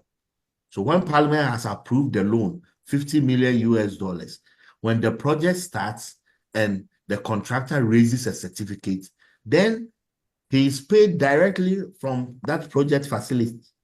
So the money doesn't come to the country. Then you have the commercial ones that you contract from, say, Deutsche Bank or Barclays. Same, because they are all directed towards a certain project: rural electrification, water supply, road, hospital infrastructure. So that's what happens. It is rather the capital market borrowing, that is problematic because even though what you sent me says that, oh, over there we know the terms. Yeah, you know the terms, you know the interest rates, the repayment, but it goes into the consolidated fund. So when a government contracts $3 billion, it comes into the consolidated funds, and Dr. Lord Mensah talked about it earlier. Those institutional investors don't really care what you are using the money for. You know, they might pretend to be asking you, what are you going to use this for? But it comes into the consolidated fund, and some of it in the past has ended up paying even salaries. So it isn't the case that there's some opaqueness about it, but it is the utilization which has been problematic. So I favor commercial, bilateral, multilateral loans, which are project loans. The multilateral ones are program loans, but the capital market ones, we borrow, sometimes nobody knows how they are utilized, in all fairness. But if you look at our debt composition, about 52% of it is domestic.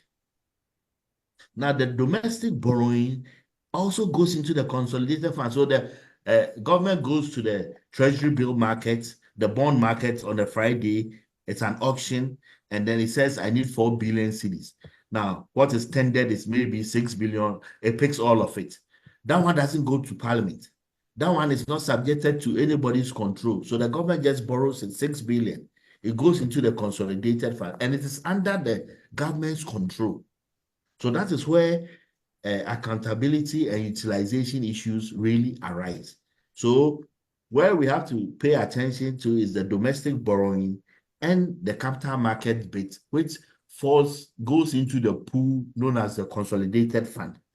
But for the project loans, they have even stopped disbursing for the hospitals and the rest. Some are, it might be $150 million facility. They've just disbursed about 7 million because we said we will not service the debt any longer. So that is to be put in proper context. So for every loan contracted, we know the terms of the loan. You can argue that why are you borrowing at 6% or 7%? But that one, funds go to where they are expensive, you know. That's what it is. Those who are lending want a higher return on their funds. So some of the borrowing has been very expensive, but it has to do with your credit rating, availability of funds, and all. So I think all in all, if you manage your deficit, you lower inflation, and your currency is strong, ultimately your ratings improve and you're able to borrow cheap. If you're able to borrow cheap, it helps everybody. So sometimes even commercial loans can be cheaper than what you get on the international capital market. Okay, sometimes for a 4-year, 5-year facility, you can get funds for about 2.75%, 3%. It depends on your credibility, your rating. If you put your house in order and your economy is stable, the indicators are good, everybody will be chasing after you. They want to lend to you because they know that inflation will be kept under check, the currency will be strong, and so by the time they have to exchange cedis back into greenback to take it out, it will still be a good deal for them. So there's some misconception in there, but I think all in all, this is what it is. All right, thank you very much. Well, anyway, time is fast spent, right? So, like I said, we'll be having a part 2 which has to do with the debt crisis and its implication for national security. But Dr. Newman, what do you think we should do going forward in terms of our debt? Basically, your closing remarks, right? In terms of our debt, what should we be doing? You think we should? You say we should go big. Go big or don't go at all. If you're borrowing money to buy food, you are not investing in the future. If you're borrowing money to pay other loans, I understand it's an austerity measure, but you are not growing. And so you have to be careful how you do that.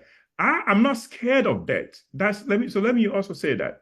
You know, I'm not scared of debt. It's what you do with the debt that matters. And all the stuff that you were talking about there, you know, you seem to be insinuating that there's some type of shadiness.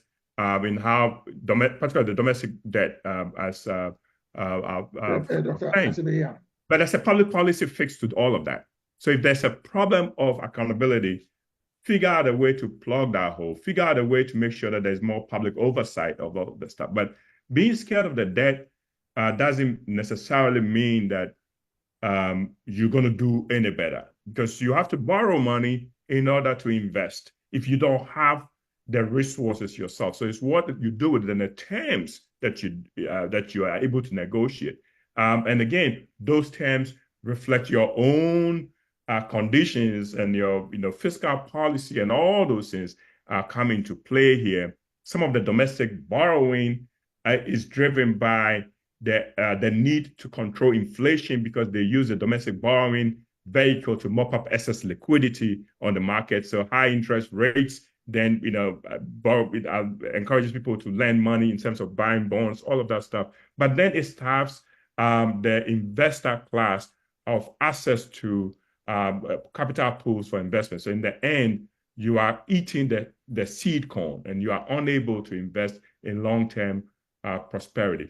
Maybe some of the other things that we can do, since you're asking about what we can do, is maybe we need to figure out a way of coordinating our efforts when it comes to borrowing. So, for example, if we borrow from China, maybe there should be an African bloc negotiating together so we can get better terms, even though the Chinese loans are usually, because they tend to be government to government, they tend to have a different structure. But maybe that's the way to go, instead of going individually, to these markets and borrowing. Maybe there's something that we can do together by going as a group. But in the end, you're going to borrow because you need money. And again, borrowing comes with a cost. But sometimes you have to think about the opportunity cost as well. And a lot of these countries cannot afford not to borrow. So we have to think about how to put our houses in order. I don't believe in being afraid of debt, but cut your coat according to the size of your cloth. And don't take on irresponsible debt, especially the kind of debt that you take on to pay other debt or to finance legacy projects that don't do much. You shouldn't go borrow money, for example, to host the Africa Cup of Nations, unless you think that Africa Cup of Nations is going to be worth it.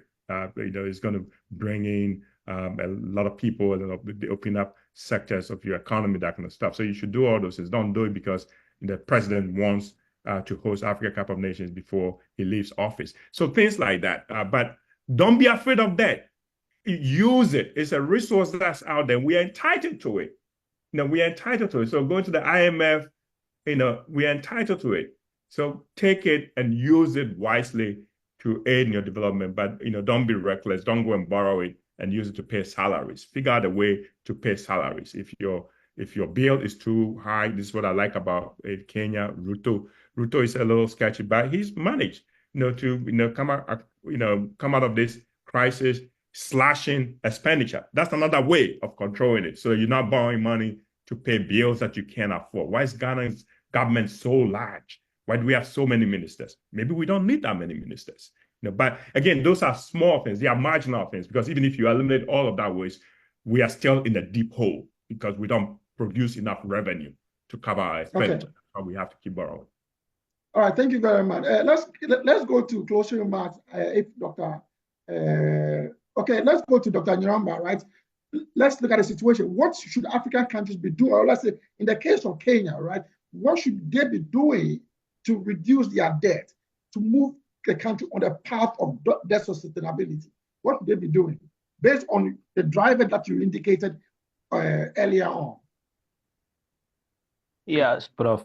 And I think what we should be doing as Africa, one, I think there was a proposal at one point that Africa should have more of one currency that they are able to trade with.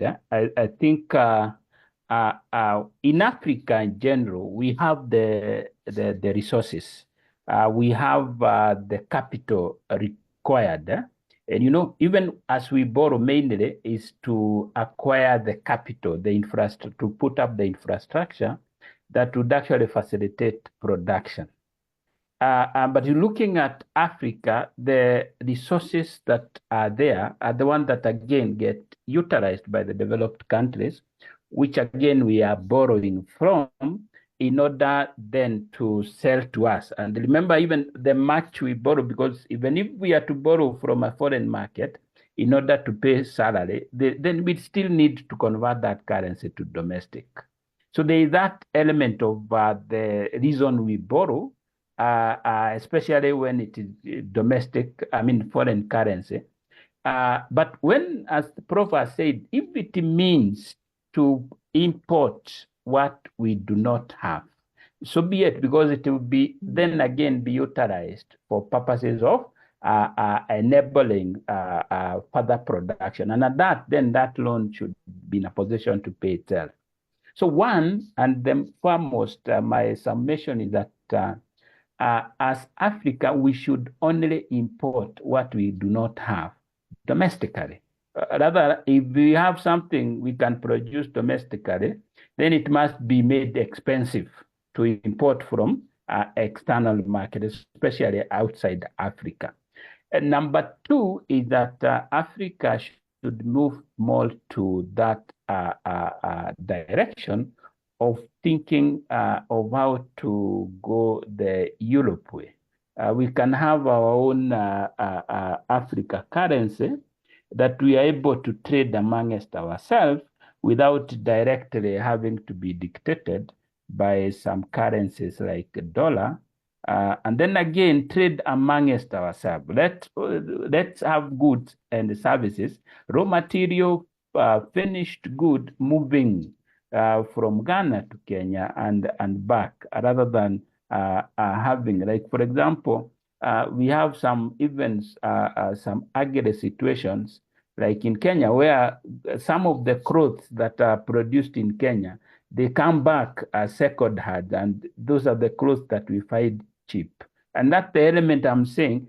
Let's think on how, first of all, we use our factors of production optimally before we start thinking of importation. So let's look for ways of closing this importation. And I'm saying you'll find that mainly it is through the exchange rate. I think this scare of domestic currency depreciation, it should actually be, in a way, be stopped. We can only think of harmonizing regional currencies rather than against the Western currencies.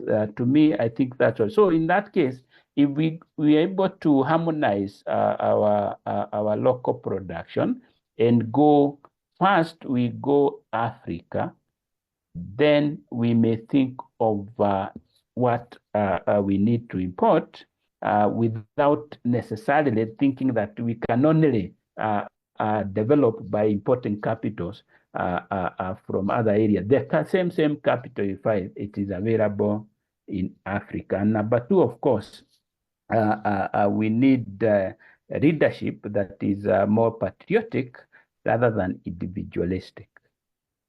Thank you. Let me come to Professor Lord Mensah. Your closing remarks. In the opening remark, you compared African borrowing to the what? A sick person and the medical and the doctor, just like African countries and the IMF. What should African countries be doing, right, in terms of reducing their debt? What should they be doing, right? Like I said, we'll come to the debt crisis next week. What should we be doing in terms of how to sustain our debt? Okay, so being, rational economic agents as Africans, we found it at a point where we're being choked in terms of our debts.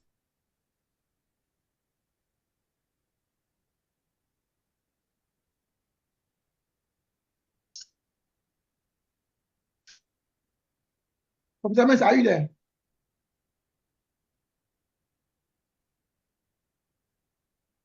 All right, so let's go to Dr. Asibe. You indicated that some of these money that are borrowed go straight into the consolidated fund, right? So it is very, very difficult to determine whether they've been put to good use. Would you say it's high time that we create a separate account where some of these monies? Yeah, go ahead. Can you hear me, please? Yeah, go ahead. Yeah, so when we're being choked with our debt, we find it as rational, agents, economic agents. We went to the IMF, and one way or the other, IMF gave us conditionalities. And clearly, if I should put it in a summary form, I would say one, they said we should cut down on our expenditure, which usually will call for financing. The financing will build up your debt. And then secondly, they asked to put in revenue enhanced measures. Now, the reason why IMF would, ask you to put in revenue enhanced measures is that whatever the case may be, whichever debt you've accrued, the money will be in your country. Okay? Whether you put it in productive or unproductive sectors, it's still money in your economy. So as a result of that, the money may be with the people, and as a result of that, IMF may want you to squeeze it from the people through taxes and other things. But then what I would say is that, see, in our prospect, when you get to know the policymakers' presentation, you get to understand them very well. They always talk about how we can go to the international market to go and borrow again. I would say that shouldn't be our target. Now, before you can attract funding, and our earlier presenters talk about being able to borrow big, right? And if you want to borrow big, it depends on your debt service capacity. Now, what determines your debt service capacity? It has to do with your ability to pay. And so, what is your production capacity in your economy? What is the interest rate levels in your economy? What is what we call inflation levels in your economy? How is your GDP growing? Which sectors of your economy tends to be functioning very well, and all those. And then, if you want to still borrow, why don't we rig fence? Already in the past, we are very much aware that we've borrowed to a level where the money, sometimes we cannot account for them very well. And as a result of that, we are more or less looking at, how we can borrow again and then make sure that we don't misuse them again. And so why don't we ring fence the existing debt, right? And then look at how we can borrow project specific, right? So when you borrow project specific, it means that, you borrow only when you know that the cash flows from the project will be able to pay. So if it's roads that you want to construct, you go for money to construct this roads, and then you put a toll on it, and then money pays back. So you can set up, kind of a special purpose vehicle, and then that special purpose vehicle will own the road as an asset, and then possibly the loan that you've taken becomes a liability for that SPV. And possibly look at how our local assemblies can be, self-sufficient to be able to generate enough revenue, go on borrow on their balance sheet, and be able to,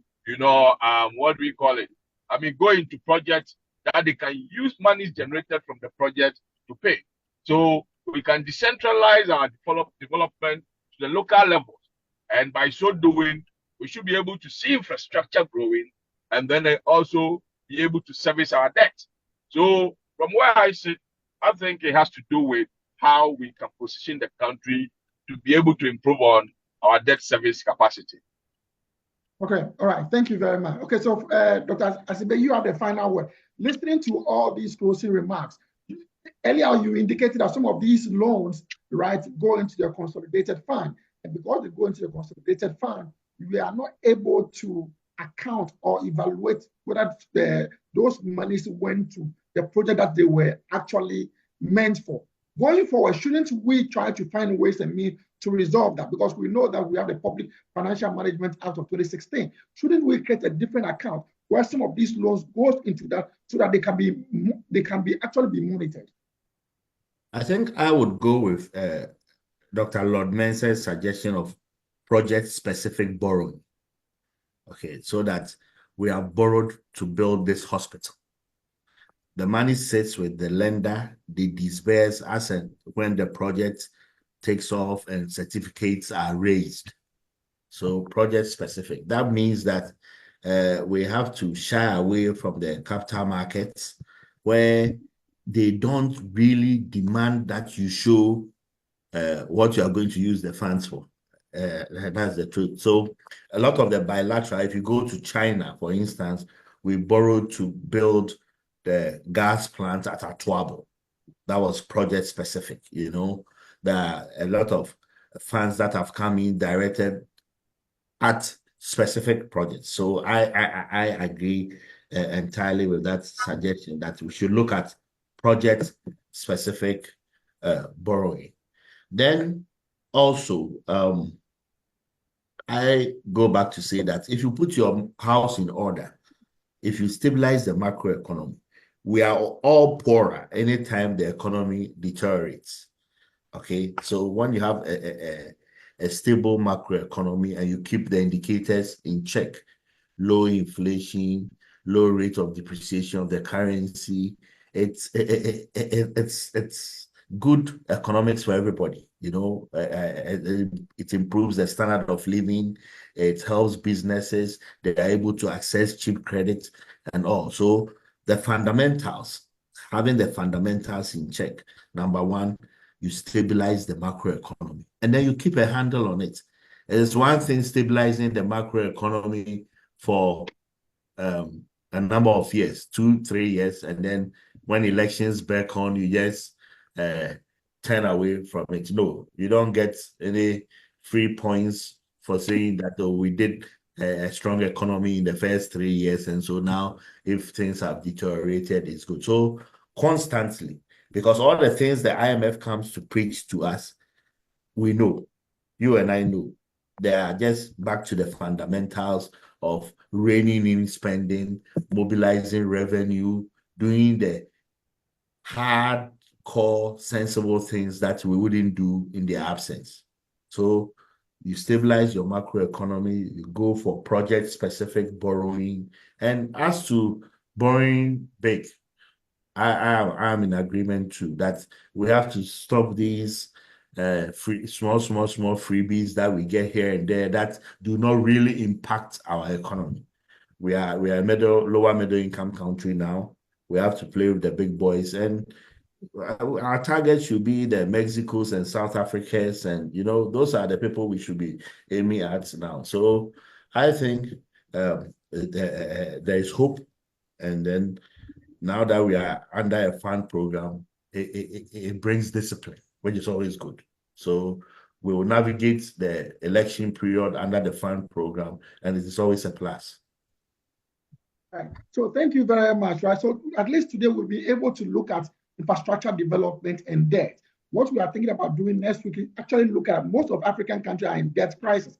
So we want to look at the debt crisis and its implication for national security. So those of you who might be interested to join next week, feel free.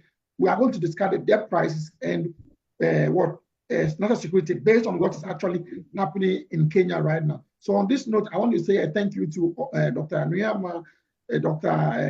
Njeramba, Dr. Professor Lord Mensah, and Dr. Asibe for joining us today on the Sankofa African Series. We hope to see you next week. So on this note, I say enjoy the rest of your weekend and have a good week. Thanks, Ben. Bye. Thank you. Bye, everybody. It's great meeting you guys virtually. Okay, bye. Good evening.